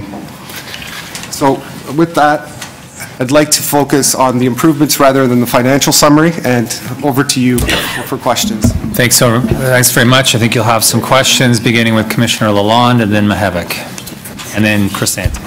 Yep, so I'm very supportive of the service improvements, but I struggle a little bit with the differential standards for crowding during peak times versus crowding at other times. Mm-hmm. I'm sure the people that are standing in one time or the other don't really care what time it is when they're standing. So my question is, the money that we're spending on the relief of crowding in those two different time slots, in the peak crowding improvements that we're making, would there still be routes that would be more crowded than the ones that we're looking to fix in the off-peak time? And I guess what I'm getting to is, do we have the right allocation of funds here? Like, it seems to me that the crowding is a bigger problem during peak times. Should we be spending more of our money to relieve that crowding as opposed to having some of it in the off-peak time? So with the improvement in peak periods, there will be only 4 routes that are over 100% left that are overcrowded to standard. Those 4 routes we've learned of after we completed preparing this report. We think that we can reallocate within 2018 to make sure that all TTC bus routes are within crowding standard by the end of 2018. With respect to off-peak crowding, and there will be approximately, I have to pull up the number, approximately 50 periods that are still left that are overcrowded.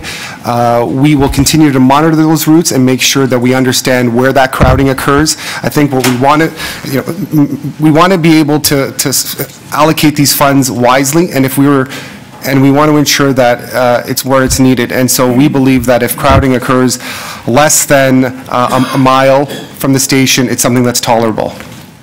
Okay, thank you. Okay. Commissioner Mihevc and then Crisanti.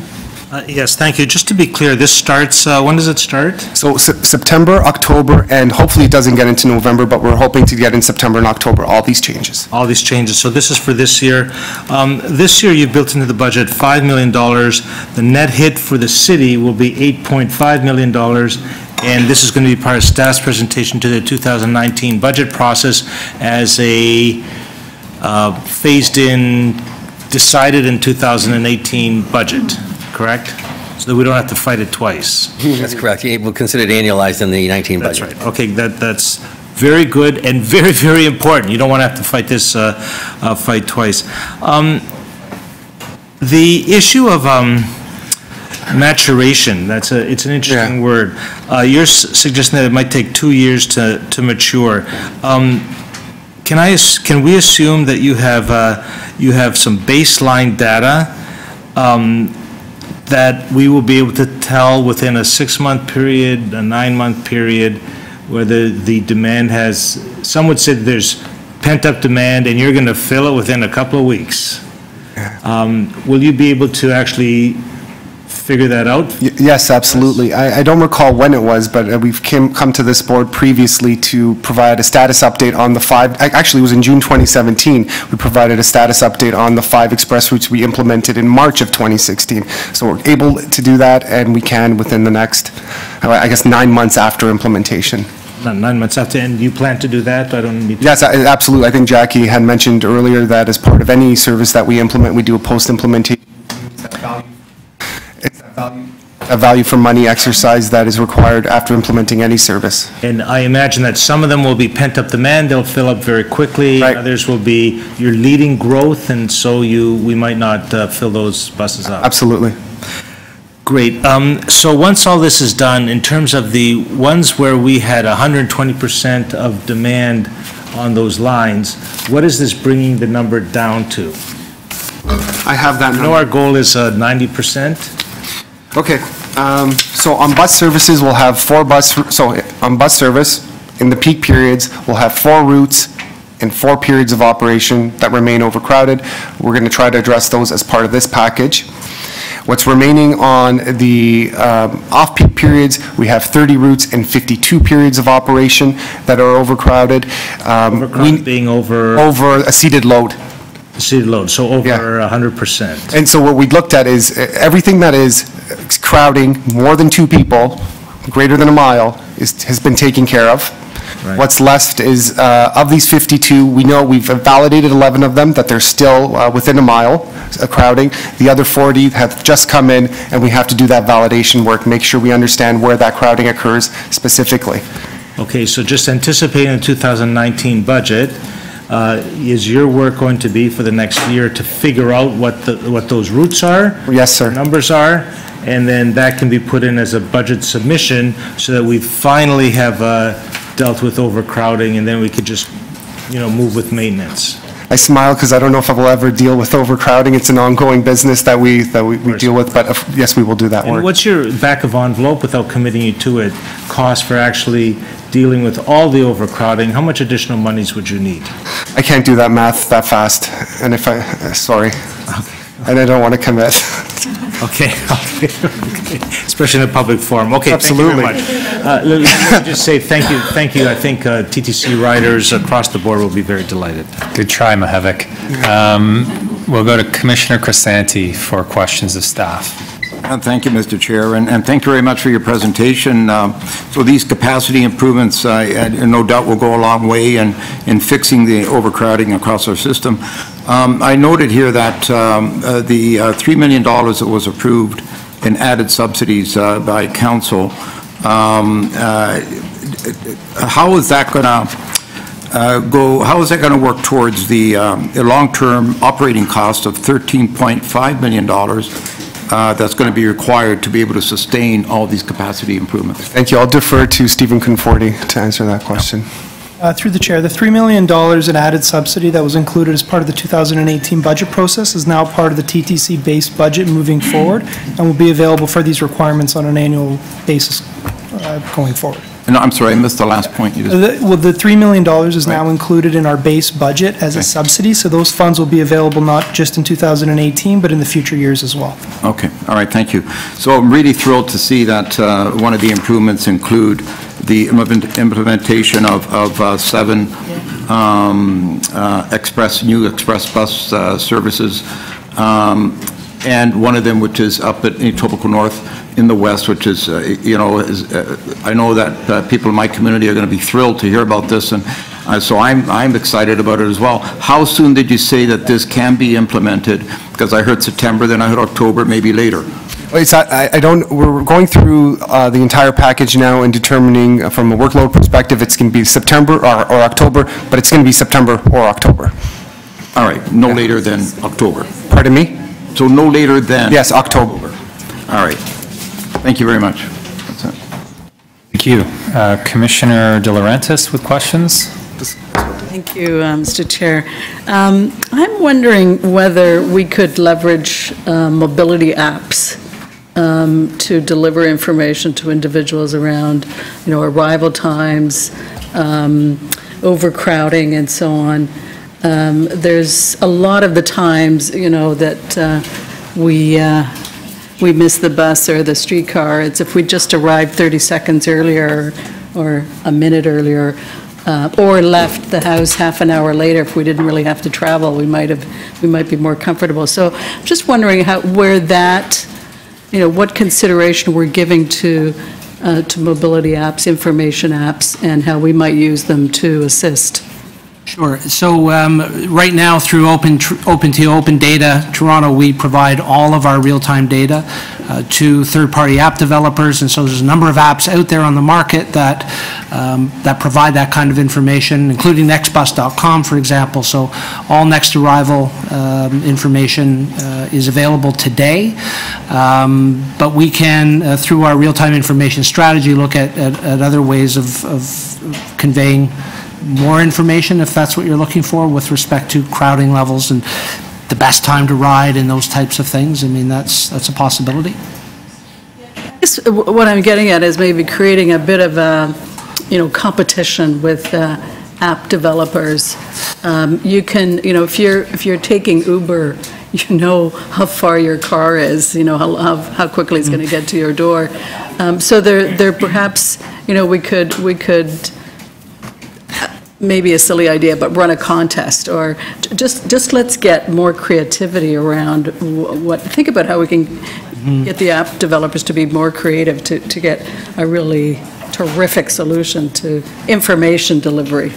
There is a level playing field with respect to the data and the information. They all get the same data and the same information, and so how that app is created and what it looks like graphically is really up to the developers. In fact, we did have a bit of a competition a couple of years ago through BlogTO, and an app was selected as sort of Toronto's favorite, but we can have a revisit of that and put that challenge out there.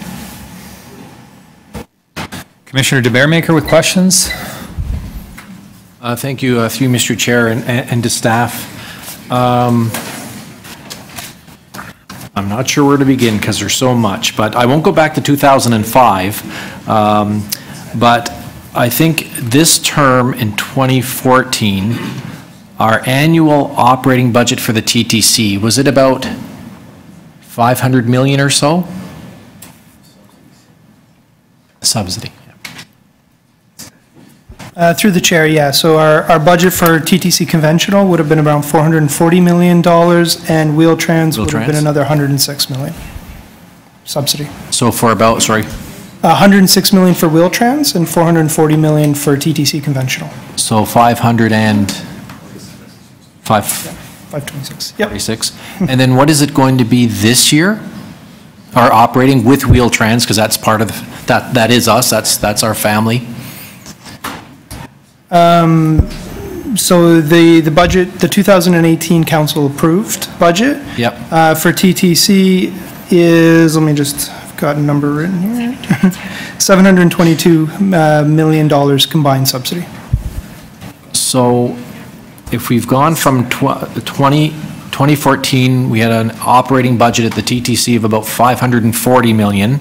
You said we're now at about 320 million. Would that be? Sorry, it was 546 combined back in 2014. Yes. And the number is 722 million combined for 2018. 18, yes. Yeah, so that's about 150 million. That's about a 1/3 increase in operating budget in 4 years. It's about $175 million increase combined, which is about 33%. So would you, as a financial person, because I've known you from your other hat in the old city of Toronto, would you say that's a pretty massive increase as far as departments or any institution goes to get that large of an increase on this scale in 4 years? I think it's an increase. I think that you could argue that it's an increase that is greater than what would have been received by other city divisions or agencies over that same period of time. And that's the operating side. On the capital side, do you know the similar numbers? What our annual capital contributions were in 2014 versus now, roughly? So our 2018 10-year approved capital budget and plan fully funded, the funded portion is about $6.5 billion. 2014 is in and around that same range. I think it might be slightly less, a couple $100 million less over a 10-year period. So I'm asking something different. Not the 5-year time frame, but the actual what we spent in, say, 2014 in capital, approximately? Yeah, I'd have to look up. I don't know the exact capital spent in 2014. Okay. But we've got, again, and I know it's later in the report, but we've also got announced in terms of providing service for people. We've got more money for the Scarborough Subway extension, more money for Smart Track. The agreements are coming. Approvals are online. So there is additional funding for transit expansion projects outside of the base TTC capital program. Okay. And through you, Mr. Chair, I think to staff, could you put up the slide? I think you showed a crowding standard, I think you called it, in the off-peak. Yes.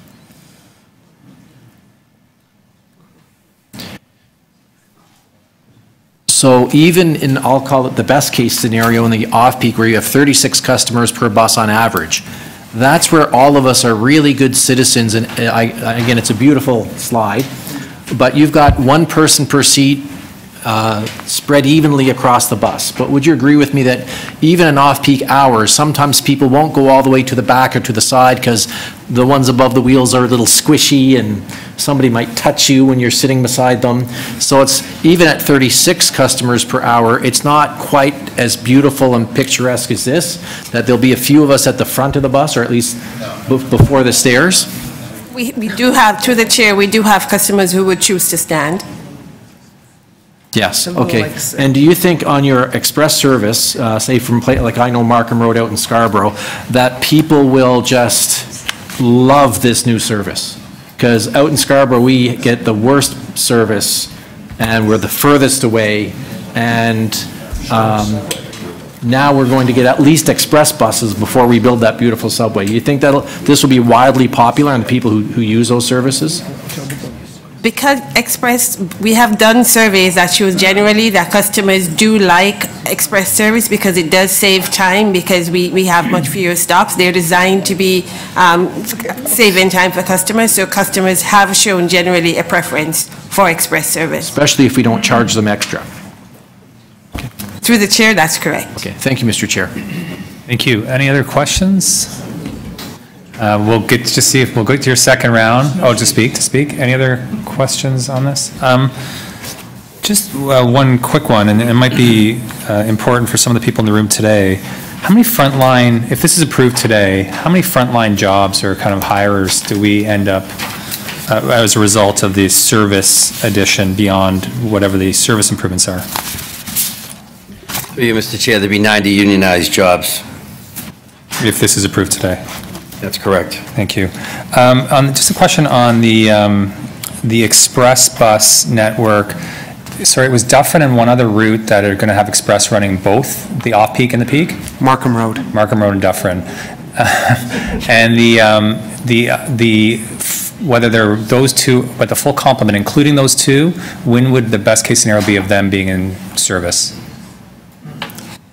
We are aiming to do the express routes in September, and we'll do the off-peak and peak between October and November.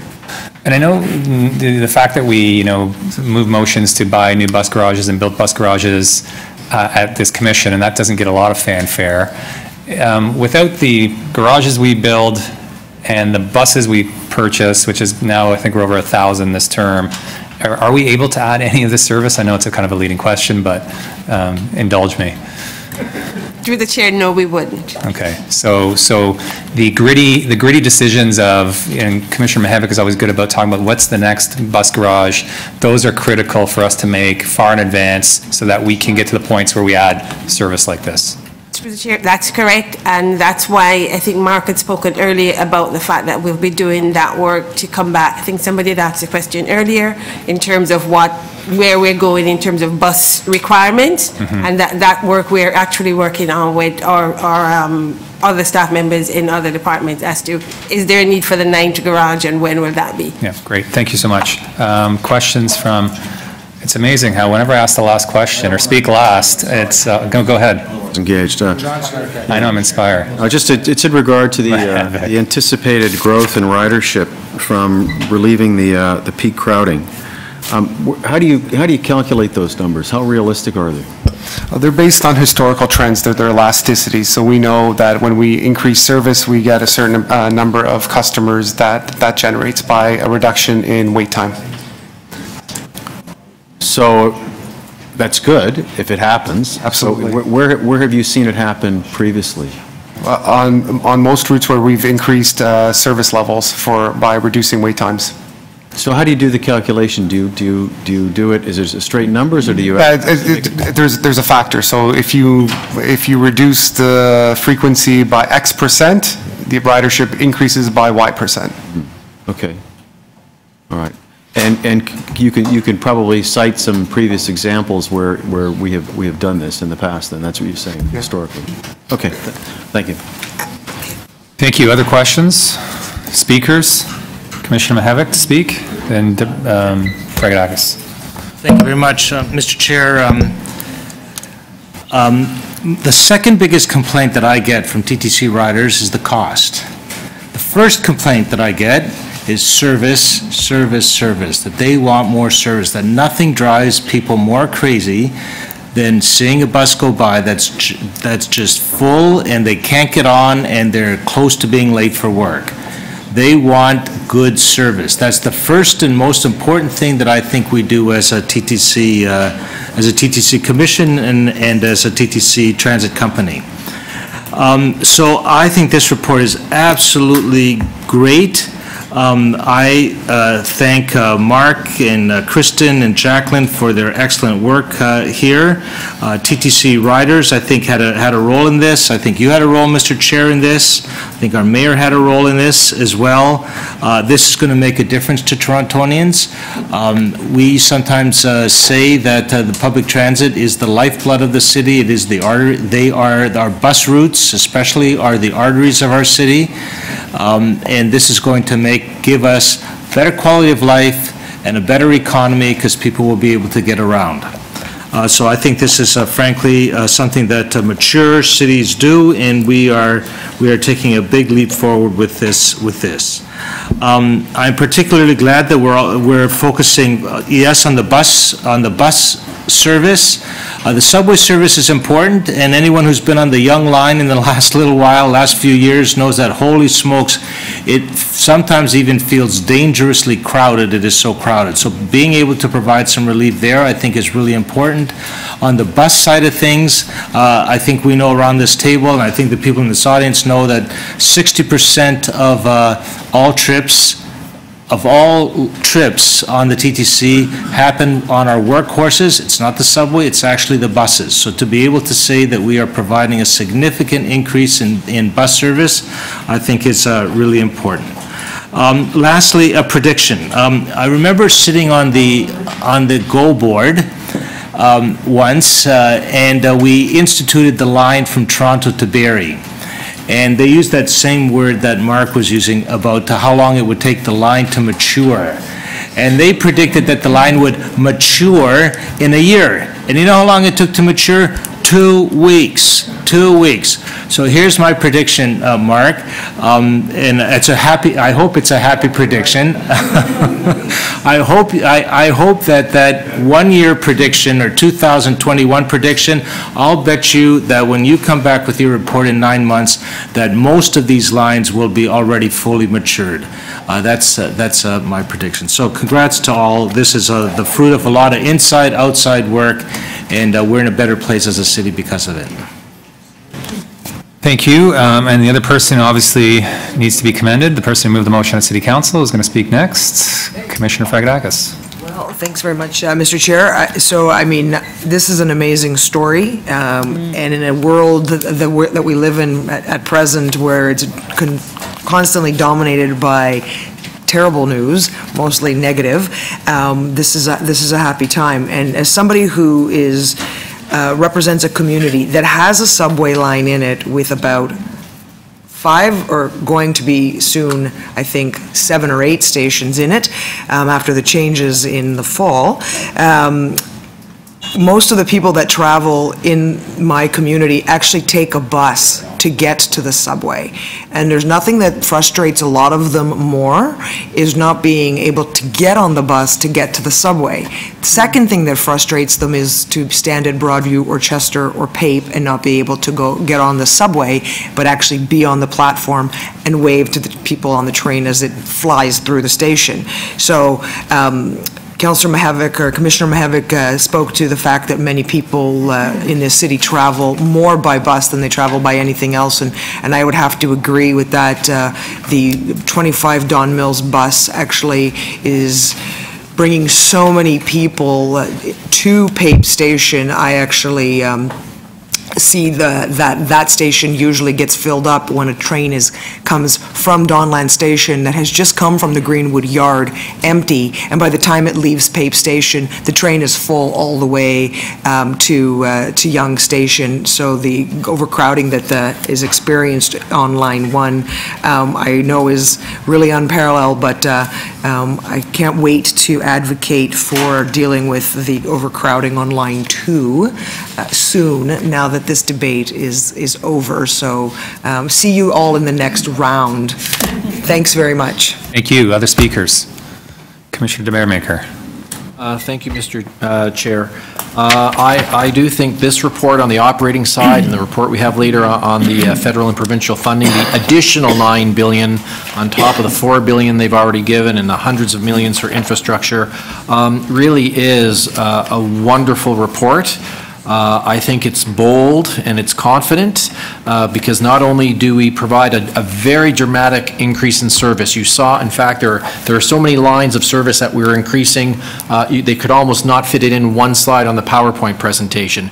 But we're doing a lot with this money, and we're being bold enough to put into the base of next year $8.5 million increase. So I'll leave that for Councillor Cole and our budget chief, who I'm sure is listening, the invisible budget chief who may be listening to this meeting through the speaker system. We're putting in the budget, and we're improving now an increase of service, not for just this year, but for next year as well, for next year to the tune of $8 million. So I think it's wonderful. As somebody who lives in Scarborough, I, for example, today rode my bike here, took me an hour. If I take the TTC, it takes me an hour.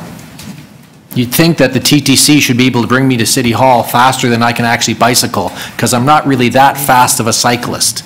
But 20 kilometers from my house to here, and it's as fast to get here by bicycle as TTC, and I must say, my bike is less crowded than the TTC. I always get a seat, I never have to stand, and there aren't people touching me. So it's, I mean, I do like, well, maybe because it's the sweating does it.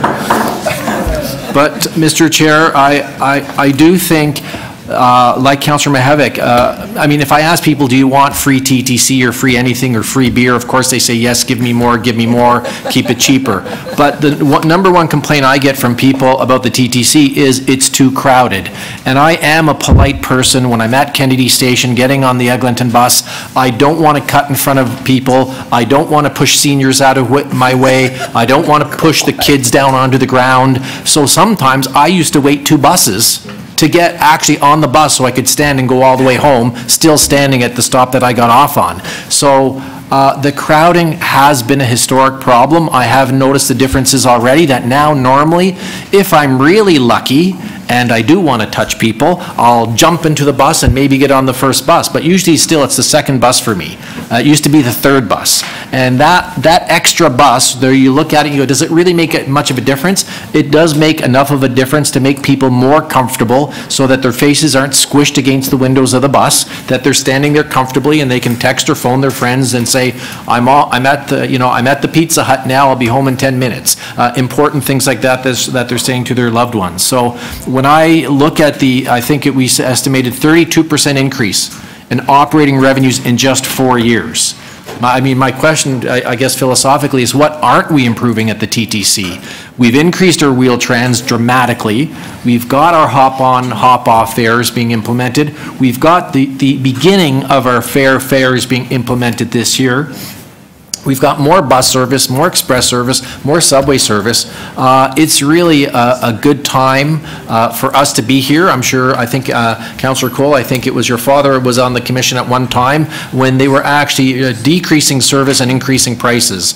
This year we're increasing services and freezing prices. I hope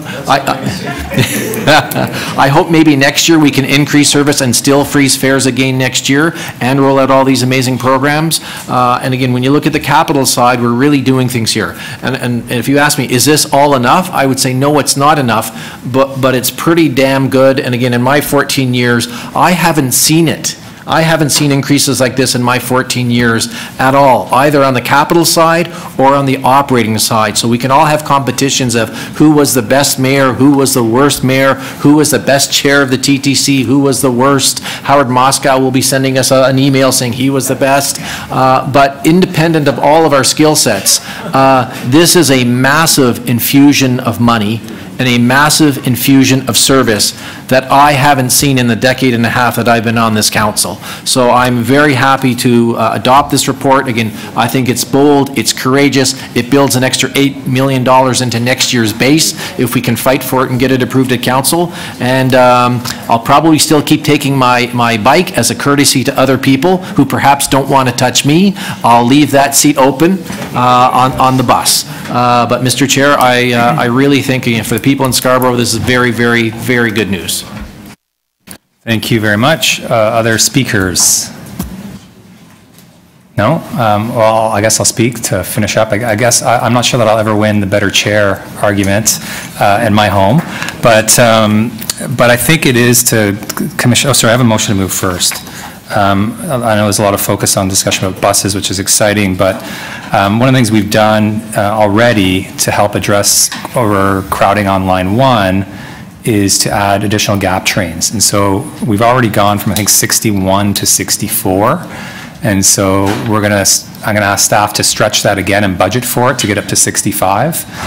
It's amazing sometimes with fresh eyes how you can see these seemingly simpler solutions to addressing capacity. So I'll move that motion. Just speaking to the report, and I'll be parochial for a moment, certainly I know for anyone who has ever been on the Dufferin bus, this news is so long overdue, and whether you're right downtown, which gets more attention, or you're up in my part, the part of Dufferin I represent, with literally dozens of development applications en route, and many that are already under construction, the capacity issues are significant and severe. And so I think for some of the news of these express routes happening sooner than later will be music to the ears of many of our passengers, and may actually get a few people to opt into transit, or maybe not go to the Young Line if there's a reliable one-seat trip that keeps them on our bus network and gets them home or to work. And so I think that's incredible news in this report, and one that will be welcomed by all. And again, I think Commissioner DeBaremaker said it better than I could, but it's not often that in one term of a commission, I know we only have a couple meetings left, that you increase service by over 30%, subsidy by over 30%, service increases at virtually every single meeting we presided over 1,000 new buses, kids ride free, hop on, hop off, fare pass. It's really a staggering amount of service that's been added and efforts that have been made to improve transit. And so I think I want to commend everyone who is at this table, behind us, and in the community who has made that happen. I think it's progress worth celebrating, and really speaks to a growing city that we've got to keep up with, and making sure that we continue to provide this level of service. And I think we have at really historic rates. So we have that one amendment. I don't think there are any other motions. So we'll, yeah, sure, question the mover. Are we allowed to ask management if your motion is at all feasible? We just assume that. This was done in consultation with management, so they feel they can get to the 65th train. Of the mover, go ahead. As a patron of Line 2, I'm just wondering why Line 2 wasn't included in your submission? Because the genesis of this report was the overcrowding on Line 1. Sorry? The genesis of this report in front of us was because of that dreadful day on Line 1 and the overcrowding there. Okay. Another question?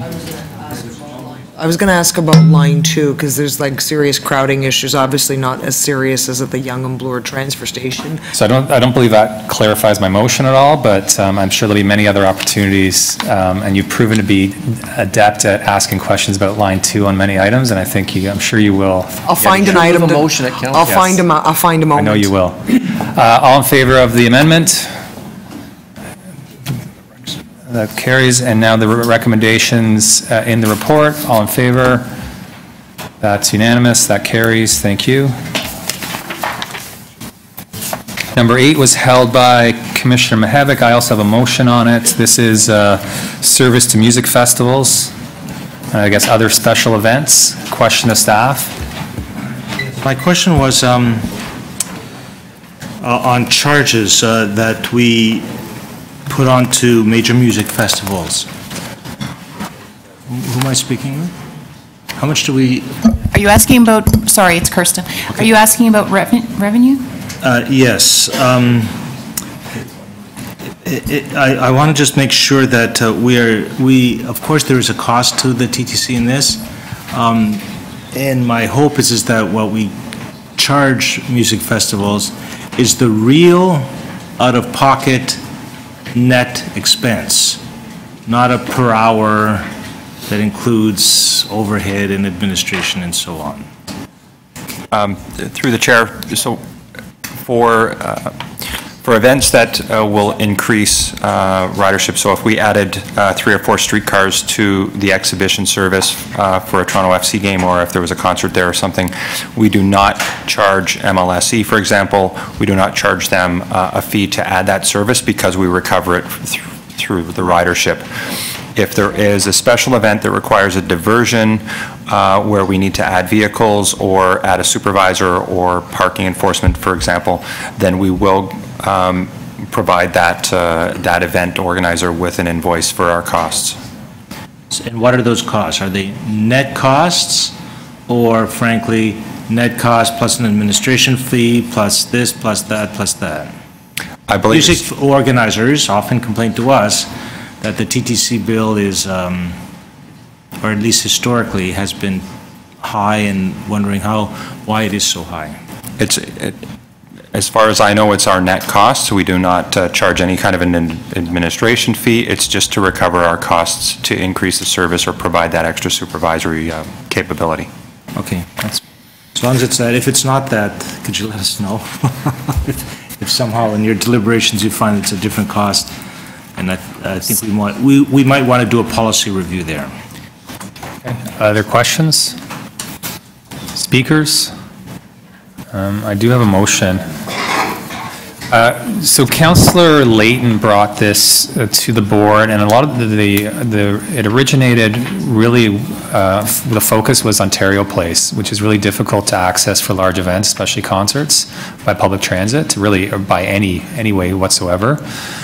And so we've addressed in the report that there's going to be, I believe it's a seasonal service, or enhanced service to Ontario Place. But this speaks to making whenever they redevelop it, I know they've been talking about it forever, that they just incorporate, whether it's a bus loop or a lay-by, or any kind of physical modifications that would allow us to eventually run enhanced or regular service into that space when that day does come. Questions? No? Okay, so all in favor of the amendment? All in favor of the staff recommendations as amended? That carries. Thanks. Item number 9, we do have, I'm not sure if Alan Ewell has arrived. I don't see him, so we'll assume that there's not a deputation there. We will move to questions of staff. This is improving directional signage for TTC services at Pearson Airport. To speak, the originator of the motion, with a motion. Oh, question of staff. Okay, go ahead. Thank you. Through Mr. Chair, I haven't been to the airport lately, but where the pole is, where our bus stop is and the shelter is it better marked now? Is there a great big? I think maybe the staff member who could address this is we've lost him for a moment. So do you want to just table this? Right. So yes, Brad had to step out, but Ian Dixon, who's the manager of wayfinding, is here and should be able to answer questions. Perfect. Thank you. Yes. Okay. So the question is the pickup point at the terminal. Is it? Yes. It's identified within the terminal with wayfinding signage, as well as fairly large TTC markings at the pickup point at both terminals. Commissioner Byers with a question? So is the GTAA in favor of what we're proposing here, or are we, they're in agreement? Yes, they are, and we're working with them now in both the short-term and long-term. They're currently upgrading signage in Terminal 3, so they have a longer-term plan to improve the signage, so we're working with them for some temporary signage in the short term. Other questions before Vice Chair Heisey speaks? Or other speakers, maybe? No, go ahead, Vice Chair. So I had the experience of, in 1 week, traveling to both the Ottawa airport and the Montreal airport, and as I usually do, except in Toronto, I used public transit to get from the airport to where I was going. And up on the left-hand side on the screen, that's the first sign you see when you leave the arrivals area at Pierre Elliott Trudeau Airport. It's a very large sign directing you to their TTC and their Airport Express. On the right-hand side is the Ottawa public transit signage, which wasn't as dominant at the arrivals section. Now, I have stopped trying to use the Airport 192 at Pearson because I've given up finding it, and maybe things are better than they were. But if you look at the report has careful language. It says that signage is sufficient in one terminal, which in my view sounds like a failing passing grade. Sounds like you've just barely got a pass. And there's an acknowledgement, and then in the other terminal it's not sufficient. And I only got wound up about this because I've given up using it at Pearson. I like to use it, but I can't find it. And I could find it in Montreal in 2 seconds. It made it really easy for me. And that's because they give it emphasis. And we do have, unlike Montreal, the UP Express. And the UP Express moves 2.7 million people last year. The 192 on its own, only one of our buses moved 1.6 million people last year. So it's my view that the airport, it's not just about wayfinding signage, it's about emphasis.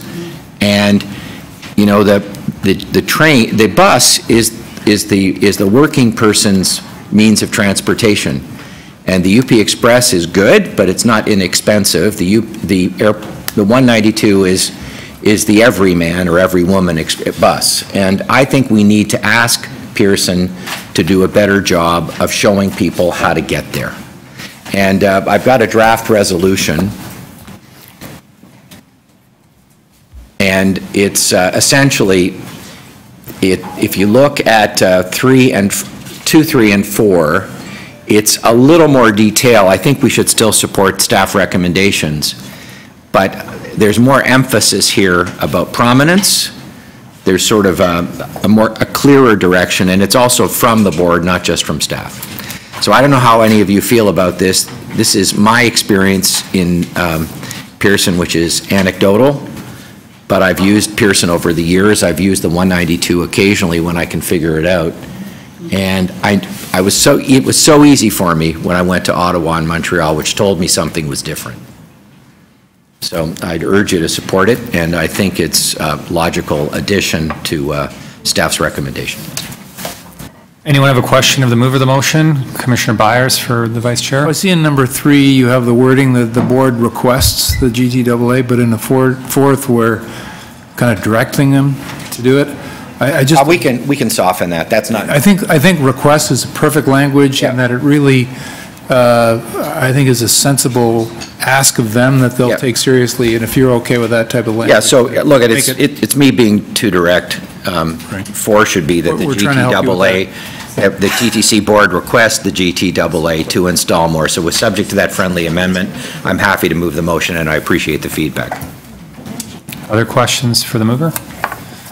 Does anyone else want to speak? Commissioner DeBearmaker? Thank you, Mr. Chair. I'm glad the report is here, and I'll gladly support these motions, and I think we do need better signage. I think that bus route is one of the hidden gems in our system, and hidden is the correct word. I've sort of figured out over the years where I do get picked up by the bus, and my partner and I, whenever we travel, we get on at Kennedy subway station, right across to Kipling, take the bus out to the airport. It's an amazing ride. It really is. And I have to say, I don't find that express bus very crowded very often. But certainly when I've gone out of the airport, you've got 150 posts at that airport. You've got multi-levels of parking. You've got park and fly people parking and flying. You've got limos coming and going. You've got taxis. You've got people going every which way. And you're standing there looking around and you say, well, where's the TTC stop? And you don't want to get on one of those park and fly buses because I sort of go, that's not a TTC bus. And I and other people trying to find the station just look around, and sometimes you'll see a group of 5 or 6 people and you approach them and say, is this the TTC stop? And they say, yes, it is. And then that's how you learn where the station is. For such an amazing service that I think actually is better than the UP Express, certainly for people living out in the East End, because we will never get access to the UP Express, but certainly for people in the East End of the city, this route is the best way to go. And I think if people could find it more and realize, if everyone took it once, they wouldn't go back. Again, we don't take taxis to the airport anymore because it's just at one level, I don't want to say more enjoyable, but it is part of our trip now to take all of our luggage and grab a seat and go right across the entire city on a subway and take that express bus. So if we now have, because I haven't seen it lately, if we now have big prominent letters that do nothing more than say TTC bus stop, then that's going to make a lot of people a lot happier, and I think maybe we'll see our ridership pick up, because I know that I'm assuming the ridership on that line is relatively low. I do see some staff and people who work at the airports dressed in uniforms and with hats on taking the bus, but I don't see many members of the public bringing their backpacks or luggage on. So if this improves things, I'm very, very happy that we're doing it. Thank you. Thank you. All in favor of the Vice Chair's amendment, and all in favor of the staff recommendations? That item carries. Item number 11 was structural assessment and design services contract, and that was held by, I think, Commissioner Mihevik, was that? Thank you very much.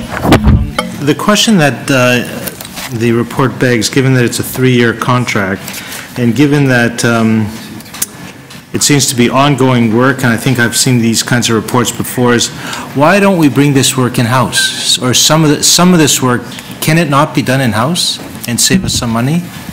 Through the chair, we have 21 permanent structural design staff and 12 permanent civil design staff. They do a balance of standards work, design work, and review of consultants' designs.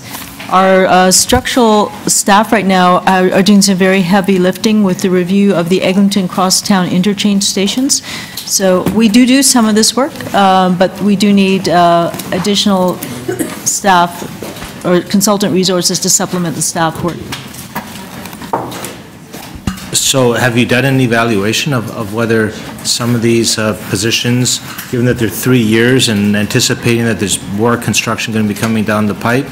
Like, I know we pay a premium if it's outsourced. That's correct.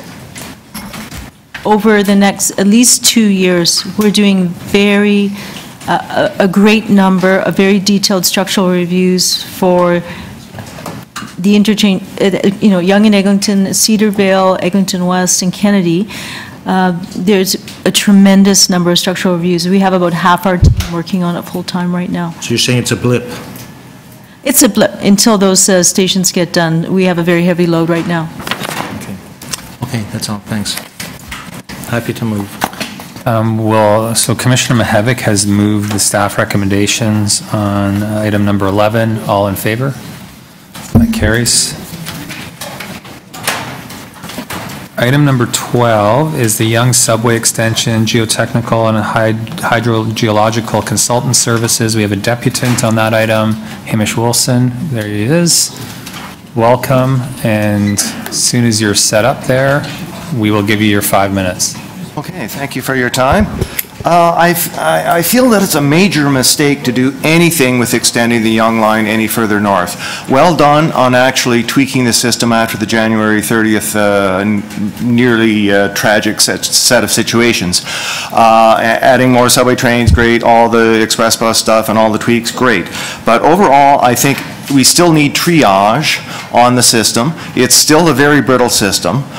We have to think of new corridors parallel to the demand, and it's regional demand. It's not adding stuff, it shouldn't be adding more load on to what's a local service, which is what the subway is as it gets into the core. So, yeah, the core riders are paying a lot for the service. It is still crowded, so you really, really should be respecting your riders and not doing a single thing to extend the Young Line further north. Yes, there are politics swirling about the funding. I know that. Oh, maybe it's now tied into getting funding for the downtown relief line and some other projects. Resist that. Strongly resist that. I think one of the things we should be doing is thinking of surface solutions, relief solutions. I do support spending money on transit and relief solutions. I came across this in the official plan from '94, basically an extension of Front Street Transit up through the Don Valley by Leslie up to Eglinton. That's the sort of thing that we should be thinking. I'm not saying that this is going to be a solution. It should be revisited, and it only should be, anything new that we build should only be for transit and transitways.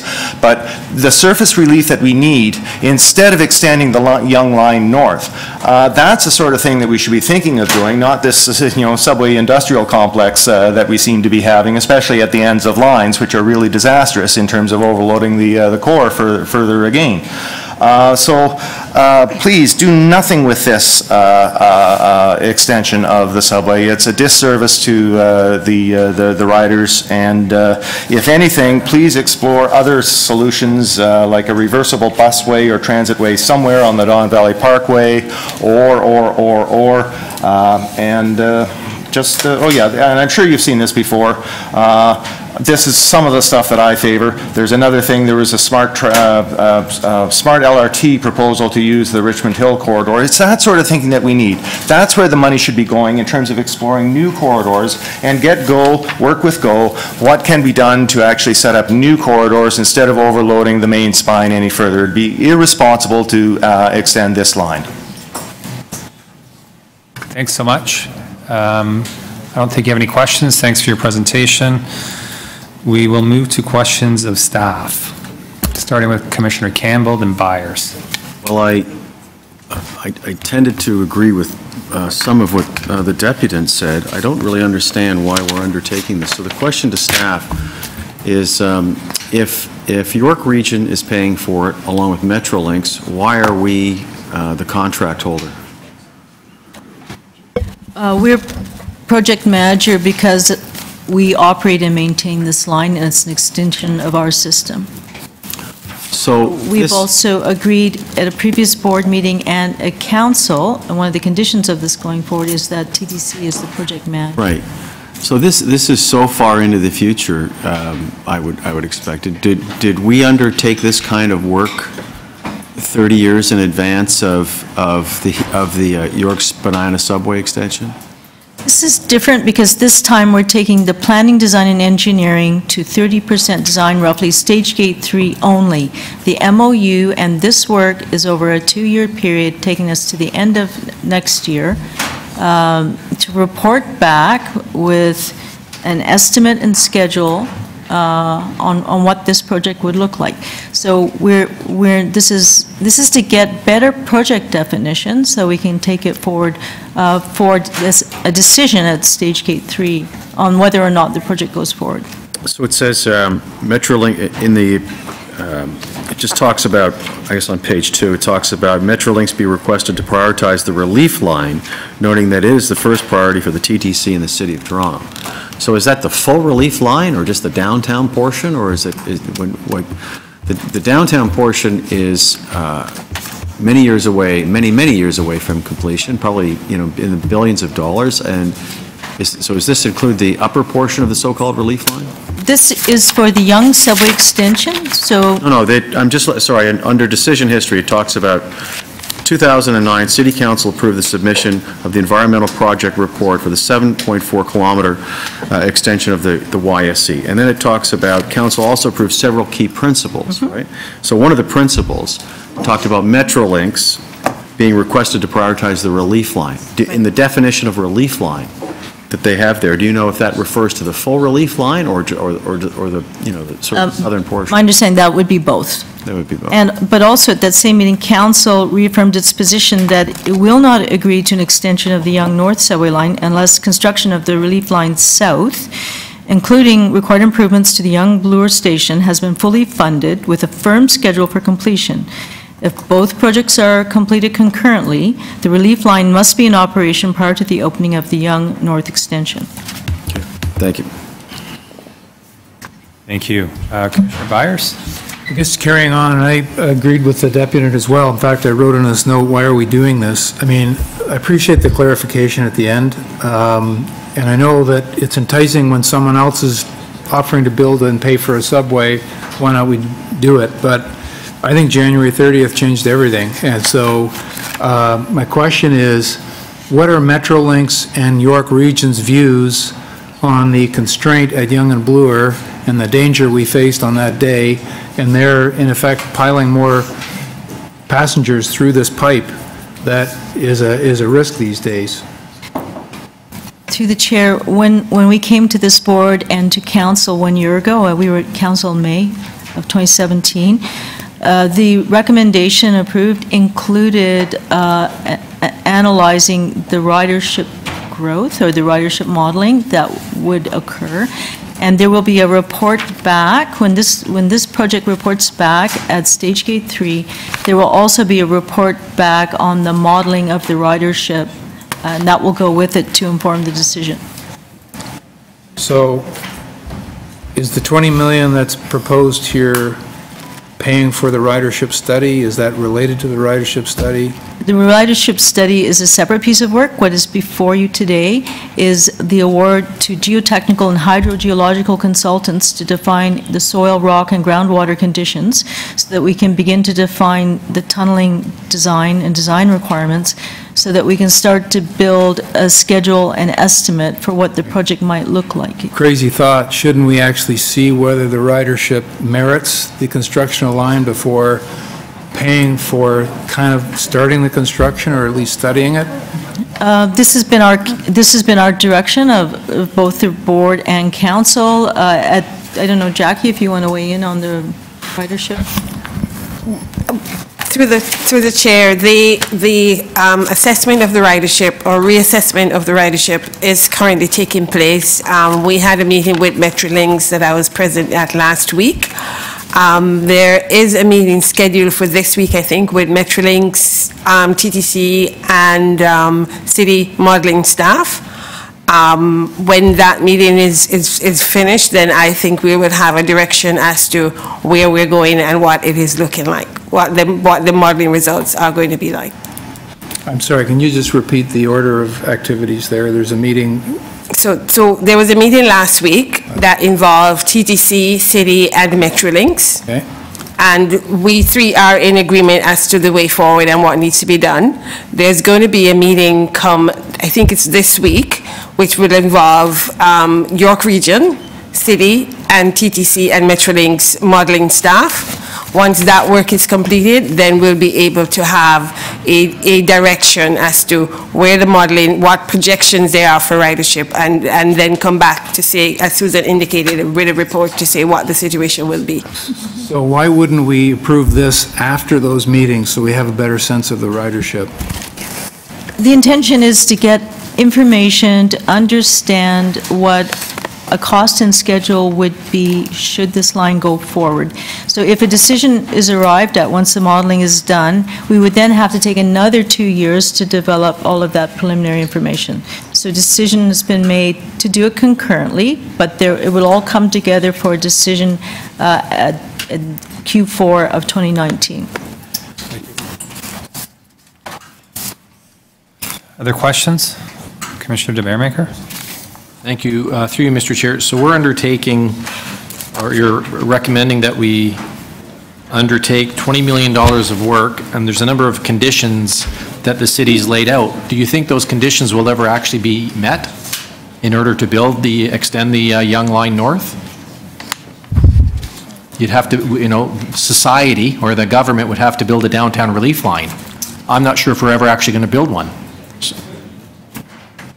7 billion, 8 billion, 9 billion, 10 billion, 11 billion, 12 billion. So that alone would probably kill the downtown relief line. Wouldn't you agree?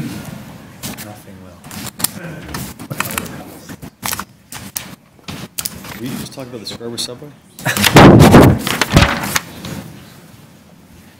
So so my question to staff is, do you think these conditions that the city is imposing or requesting on the extension of the Young Line, in your opinion, can they ever be met? Can they be met? We are currently studying how to relieve or to improve circulation through Yonge and Bloor. We have a separate consultant study underway on that. We believe we're working towards a solution. With respect to the modeling, we'll have to complete the modeling to understand the ridership impacts and the effects of the relief line north and south. We really do need to do all of this work to establish what is feasible and what can go forward. And through Mr. Chair, so if the provincial government doesn't meet the conditions that the city has laid out, we're spending $20 million that will never be used, correct? If I may, this is entirely funded by Metrolinx in your region. Yes. And that is the reason why we completed an MOU, which we brought back to the Audit and Risk Committee last month. Yes. Those MOUs have been formalized. So that gives us protection that the funds expended will be covered by Metrolinx and York Region. So there is no city or TTC funds going to this project. We're an agent. So if it's not us, it's government, it's taxpayers' money, it's public money, so the public will invest $20 million to do this on a line that might not ever be built, correct? That was the decision of council. Okay, thank you, Mr. Chair. Thank you. Other questions?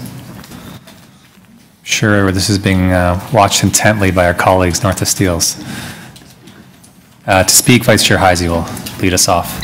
So in 1974, they constructed the Yonge Street subway to the Finch Avenue station, the current terminus, and haven't done anything there since.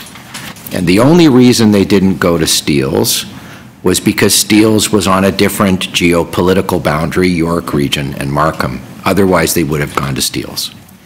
And I wish the mayor of Richmond Hill was here, because I know that the problem is we need the downtown relief line more, but we need to extend the Yonge Street line as well. And this is part of our transit deficit, in my view, and we should be trying to get both.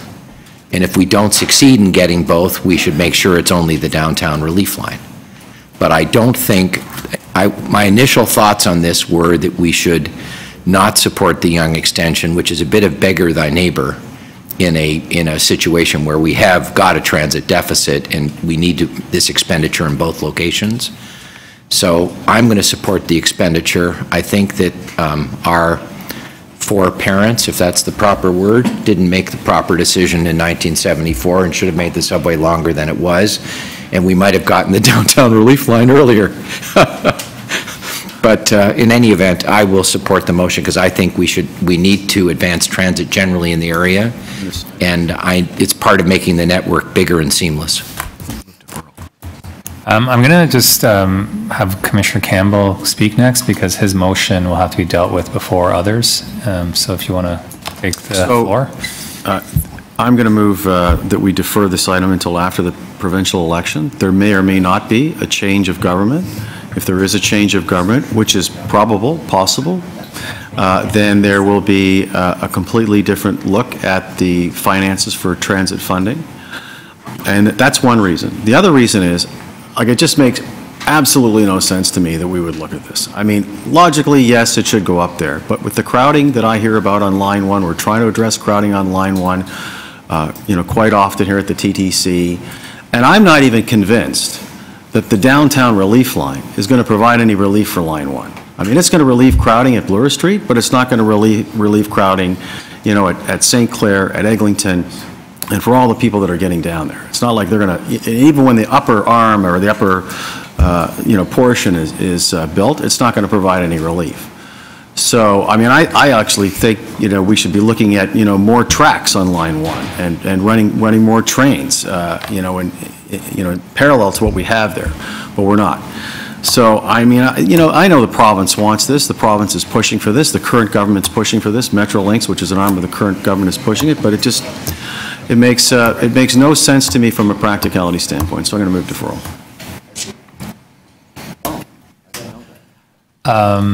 Let's speak to deferral. Have a question of the mover? We'll do questions of the mover first. Go ahead. Commissioner De Laurentiis. And to the staff, are we... Can't ask questions of staff, so it's just... But because we have an MOU, I just wonder if we have this flexibility. Have you looked at that? No, that's not my concern, but, it's not my concern. Commissioner Mihevc, to speak to deferral or to... Deferral. Does anyone else want to ask a question of the mover? No. Okay, speak to deferral. We're going to go start with Mihevc and then Byers. We're part of a region. We signed an MOU. We are obligated to do this. We got to do it. Simple as that. That doesn't mean that the City of Toronto at some future point is going to put in its share between Finch and Steeles. Probably not. It's not a priority project for us. But here's what's going to happen. The province is going to say, you want that? Then you're going to have to help pay for this. And they're going to put us inside the tent. But it's not going to happen today or tomorrow. In the meantime, there's no reason to stop. For this is an important project for Richmond Hill. They want, and for York Region, they want this. We should play ball with them because we are obligated. We are legally obligated through an MOU to get this done. So let's get on with it. Commissioner Byers to deferral.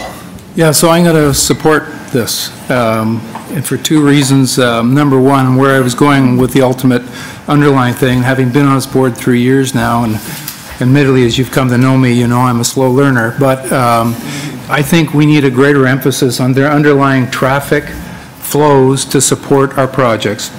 And, I understand why, because we're spending other folks' dollars, and so that distorts the decision-making, one could argue. So the fact that we have an MOU, I think if this was our money we were spending, we might look at it different. So spending someone else's money always gets us more eager. Why don't we leave the 20 million with Metrolinx so they can pay for our shortfalls on Presto, But anyway, I will be supporting this motion. I think it's proper to defer it until the traffic study has been done. Speaking to deferral, Commissioner De Baermaeker. Thank you, Mr. Chair. The provincial election, I think I was watching TV earlier today, and the provincial election is now officially on. It'll be wrapped up in 30 days from now. So I don't think this is an unreasonable deferral. I don't think the MOU, could be July, but it's a month or two deferral on a project that may never get built, that's dependent on a relief line that may never be built. As of today, what funding do we have for the downtown relief line? We don't even know the cost of the downtown relief line. I have colleagues in downtown Toronto saying we should cancel the Scarborough subway extension because it's gone up in cost by $1 million. Well, the downtown relief line is not going to go up in cost by $1 billion. It's going to go up in cost by $2 billion, $3 billion, maybe $4 billion, maybe $5 billion, and that's just to get to Bloor. It really should be getting up to Eglinton, to the crosstown. So I think this is eminently reasonable. Commissioner Heisey talks about 1974 when the subway was extended out to Finch. 1985 it was extended out to the Kennedy subway station, and then we got gifted those SRTs when we could have built a subway up to Shepherd. Back then, it was about less than a half $500 million. So I think I'm like Commissioner Heisey, I think the subway system should have been expanded a long time ago, but I don't think a deferral for a month or two is unreasonable at this point in time. Let's see who wins the next election. Let's see how many subway stops we're going to get out in Scarborough. Let's see how much support there is for LRTs in 2 months from now, and have another discussion. Vice Chair Heisey is going to speak to the deferral motion. So I'm not going to support the deferral for the following. My instinct initially when I heard it, it sounded like the right thing to do.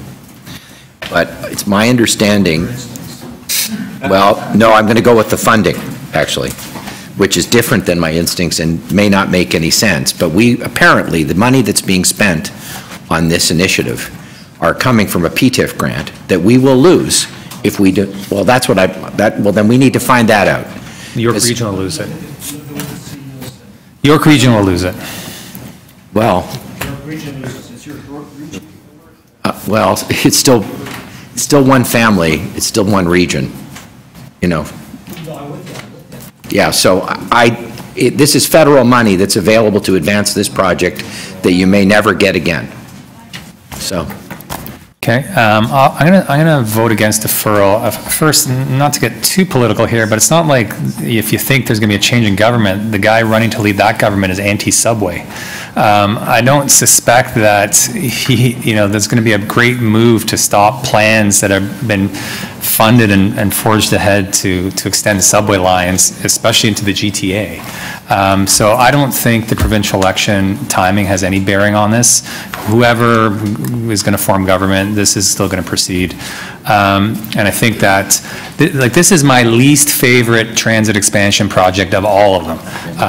Let's be clear. And I'm one of the people at council who supported all those motions and safeguards to ensure that the capacity issues we're dealing with on Yonge are not exacerbated by this line being extended. So that's why you have that long list that staff read of all the things that have to happen before we go north of Steeles. I've even said publicly, hey, if they want to start their subway, start now. Go to Steeles if you want. But this is PTIF time limited funding. It's not our money, and I know it's important that any taxpayer dollars be spent well. Having said that, I don't want someone else doing this work on our line that we own. So we are the obvious and only entity that can do this kind of work. The money flows to us through the province and York Region. Again, I would see every line in Toronto being built before this one, but at the same time, I think with us approving the MOU last meeting, we already had this debate, and whether we actually had an active or lively debate about it, your vote that day set us on this course. So, on the deferral by Commissioner Campbell, all those in favor? Oh, sorry. Don't listen to my own speeches. Listen to yourself. Campbell, Byers, Debatemaker, opposed. So deferral does not pass. The staff recommendations moved by Vice Chair Heisey. All those in favor? Opposed? Okay, that carries. With heavy hearts and reluctance. And emphasis that only until we have other projects built. Item number 13, we have a deputant. This is Fleet Life Extension for Line 3. On the list is Hamish Wilson.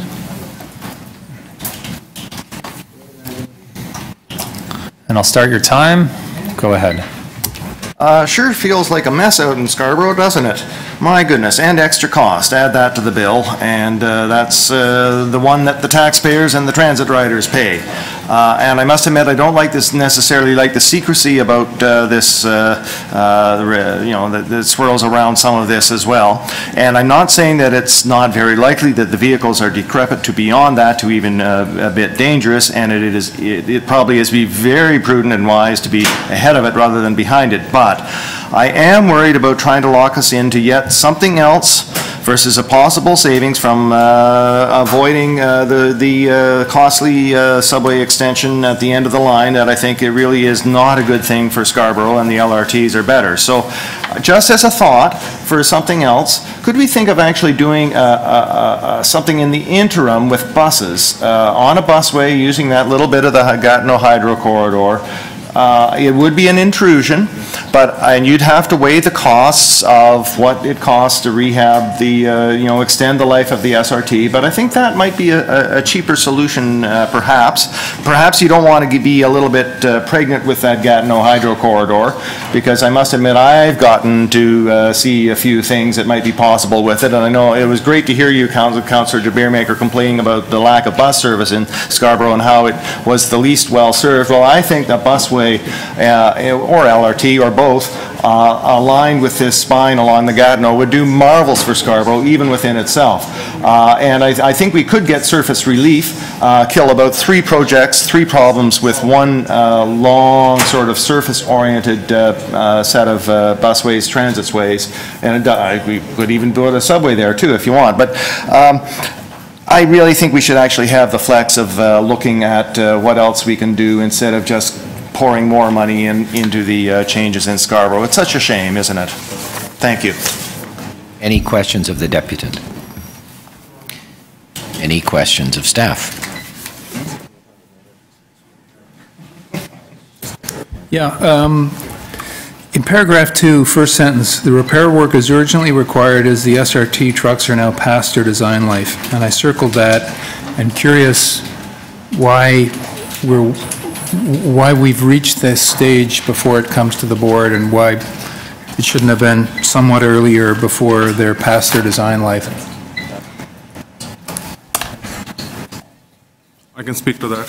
The direction to TDC in 2014 was to keep the line running up to 2023, and then it was eventually extended to 2026. So in 2015, we undertook the work to analyze the state of the fleet and what upgrades or what maintenance is required to keep the line running up to 2026. And this is the result of that study that we have done. We have repaired 8 trucks through prototyping, and now we have determined that the whole fleet of trucks needs that repair. So we need to do that work to keep the line running until 2026. Okay, but the work's done in 2015, almost 3 years ago. I mean, look, this is fine. I struggle with why we're in what looks like kind of almost crisis mode on this stuff. Why wouldn't we have been a little bit more prudent, bring it to this body when at an earlier time? I mean, that's all. That's fine. You've answered. Yeah, so we have been working all these years. It's not that we didn't do anything. This was, like I said, analysis and prototyping work that was undertaken starting in 2016. And we've done 8 trucks which have gone through prototyping through Bombardier. And that's how we determined the scope of the repairs required. If I could, through the chair, I should have introduced our head of railcars and shops for Subway and SRT, Harpreet Nagy. Councillor de Beermaker or Councillor Campbell, sorry, first. So what other costs are we likely to incur over the course of the next 10 years or 8 years or however long it takes to build the Scarborough subway? What other costs are we going to incur by, continually resuscitating this, almost decrepit line?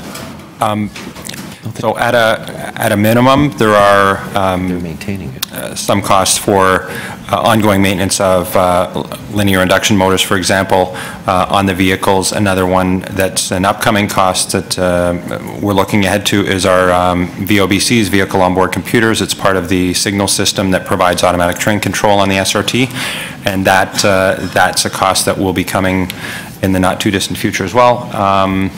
Not to mention, maintenance of way, tracks, and power supply to the trains as well. Thank you. Have we ever done a full, accounting of the projected costs for keeping this line open? Or if we have, when was the last time we did it?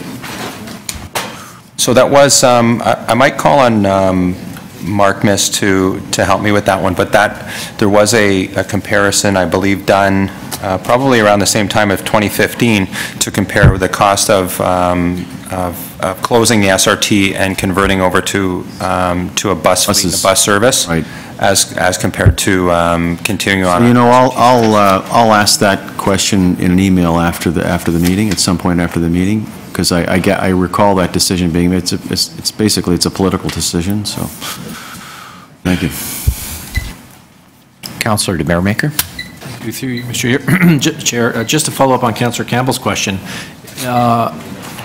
if I recall correctly, it was less expensive to keep the SRT running than to close it down and buy buses, staff the buses, redesign the Kennedy subway station to accept those extra buses. So while you may not have a numbers, my general recollection that the SRT life extension option is less expensive than the bus option. Is that correct, you think? Through the chair, I do recall the work we did on the cost for replacing the SRT, but I cannot recall us doing a comparison with the life extension option. Okay, great. And if you're sending those around, I'd love to get a copy as well. Through you, Mr. Chair, to the appropriate staff, this is a fleet life extension. Have we at the TTC ever done life extension of other vehicles before, or is this the first time? So we have in the past undertaken life extension of different vehicles. H4, H5 vehicles I can recall. Sorry, H4 and H5 are what? H4, they're subway vehicles. Subway, okay. Yeah. So we've done life extensions on subways. We have done a life extension on H4 and H5 vehicles, and we have done, I think my counterparts on the bus side can speak to. Through the chair, we do annual overhauls on the bus fleet. The bus fleet's quite large, so it's a regular program. So we've done life extensions on subways, we've done life extensions on the bus fleet. Have we done extensions on streetcars? So we have not done, other than the latest life extension for the legacy fleet, we haven't done a formal overhaul or life extension. Prior to that, there was one planned way back in 2006, but that was canceled in favor of buying the new low-floor cars. Okay. And through you, Mr. Chair, that the funding for this is, I'll call it maybe not an unexpected expense. It's there funded within our currently approved funding envelopes? Yes, it is within the approved expenses for under the Scarborough subway extension. Okay. And do you think you, and I guess Bombardier, who's getting a contract, has the knowledge and the expertise to do this fleet life extension so that the vehicles and the cars are, I'll call them, as good a shape as possible and as comfortable as possible for the people riding them till 2026?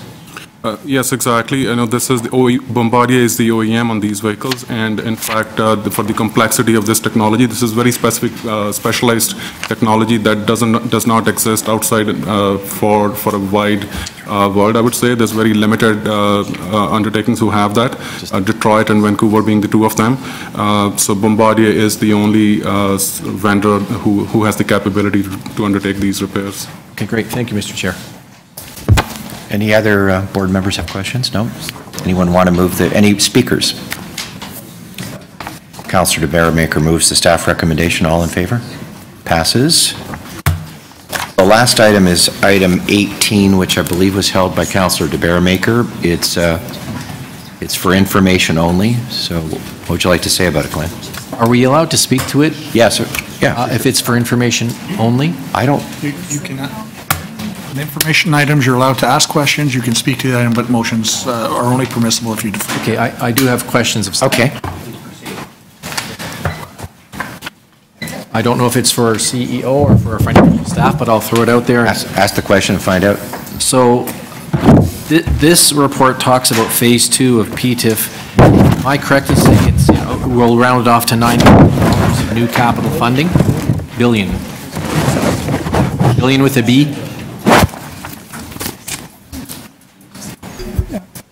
Through the chair, yeah. The estimated amount of funding that we would receive under PTIF Phase 2 is roughly $8.9 billion. And it was PTIF Phase 1 about $1.5 billion? So PTIF Phase 1, the entire program, I believe, was 3.4, of which the City of Toronto was allocated around 850 million, which then when you matched city funding, leveraged to about 1.6, 1.7 billion dollars worth of both TTC and city projects. Okay, and if is my memory correct, we were allocated an additional $800 million more recently in the last year, or is that part of PTIF Phase 1? That was part of the original PTIF Phase 1 program. So then we've been allocated in the last, call it 3 years for argument's sake, an additional 11 or $10.5 billion for capital and state of good repair? Is that a fair number, $10.5 billion in over the last 3 years? So between the two programs, so PTIF Phase 1, the City of Toronto allocation was, I believe it's 850 million or so within that range, and then another 8.9, so you're close to $10 billion in funding. So call it 10 billion of new money. Yeah, this was all incremental new money beginning in 2016. And do we have, again, I've read the report, and the City of Toronto identified a number of transit priorities. Is it true that the number of transit priorities we've identified and would like to build are greater than $9 billion? So there was a list of 4 or 5 key transit priorities that were approved by council back in, I believe it was December 2016, and the preliminary estimated costs of those are in excess of $9 billion. So if we allocated all this funding to the downtown relief line, could we build any other projects in the City of Toronto? There is a maximum allocation per project, so it wouldn't be necessarily that I could direct all of it to one individual project. There is a limitation, I believe it's 40% on a transit expansion project that could go to any individual project. Okay, great. Okay, thank you, Mr. Chair. Thank you. Commissioner Mihevc. Yes, thank you very much. First, I'm wondering, is this it, or is there another report coming? Because, you know, when you got $9 billion in front of you, one would hope that we have a more detailed accounting of what our current plans are. Or is this it? Through the chair, I would assume there'd probably be numerous reports to follow on this as we continue to get more details and actually enter into agreements with the federal and provincial government on the Phase 2 funding program. Okay, so, but is it not possible, so there's $9 billion new dollars, there's $800 million old dollars. The old dollars, we bought the buses, mostly buses, right? And now we have $9 billion. We did do the smart track thing at council last week, or this month. We have not done the waterfront transit network, but do you even have, recognizing that there's a lot of moving parts here, a sense of how that $9 billion is going to be divided up amongst Smart Track, Eglinton West Relief Line South, Eglinton East LRT, and Waterfront Transit? How are we seeing that? Through the chair, we don't have available today the exact allocation that would be made against any of... What a rough allocation? I don't even have a rough allocation at this point in time. Those are negotiations that are still occurring between TTC, the city, and the province. Okay, do we have any position in that? On any of this? So we're working off the council's key priority projects and then looking to a maximum allocation of 40%. If you were to look at that across each of the projects, it would essentially consume most, if not all, of the available funding. Sorry, they put in 40, we have to put in 60? Is that the way it works? It's 40% of the federal funding, 33% of the provincial funding, and the remainder would have to come from city sources. So about 30, just a little less than 30, 27 to us, okay. So, yeah, like, so, but we, okay. And are the big projects, Smart Track, Eglinton West, Relief Line South, LRT, Eglinton East, Waterfront Transit, and so Glenn the beer maker won't get angry, and Scarborough Subway. Those are the ones, right? Subway's already funded, is that correct? Yes, that's correct. Oh, you get Eglinton East, okay. Do we have a ballpark cost of Eglinton West? That used to be $1 billion. Relief Line South is 8 or 9. Eglinton East is $2 billion. Waterfront Transit. Okay, I'd like to speak when it's appropriate. Other questions? Everyone sure? To speak, Commissioner Mihevc. Yes, I'm not moving any motion because I can't. Kevin won't let me. Nor will I. Nor will you, okay. Yes.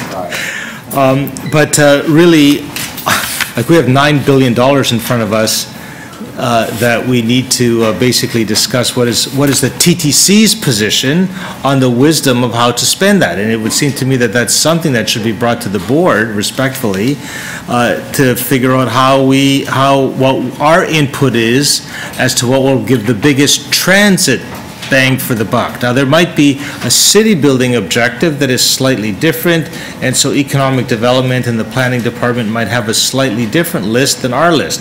But we certainly should have our list of what the top priorities are. And on top of that, I think there's also a bus depot or two. There's the new subway depot in Etobicoke that we need to talk about. And the head office might be also projects that are on the list that we don't have funding for. And I'm sure there's one or two other big ones out there, including just regular state of good repair stuff. So it would be frankly good for us to say, well, we got $9 billion. If we have to add on top of that 27% that we have to add, so that would be another $3 billion. So we got $12 billion and I'm sure the city's in for its 3. So $12 billion. What are we going to do? I think we need a report, frankly, and I hope that the CEO and the head of finance and treasurer, is that your title, Stephen? Yeah. Would come together and help us think through what our input to city council is, and then to the province and the feds on the projects that we think are priority projects. We know them, but we need them kind of, even if it's back of envelope, 2% design, 1% design costed. I think we need to know this. I think our public wants this, and I'm hoping that can happen before we break for the election period. Thank you. Other speakers? Commissioner Mihevc, you can move the motion to receive the item. All those in favor? That carries. A motion to adjourn by Commissioner Lalonde. All those in favor? No opposed? That carries. Thank you.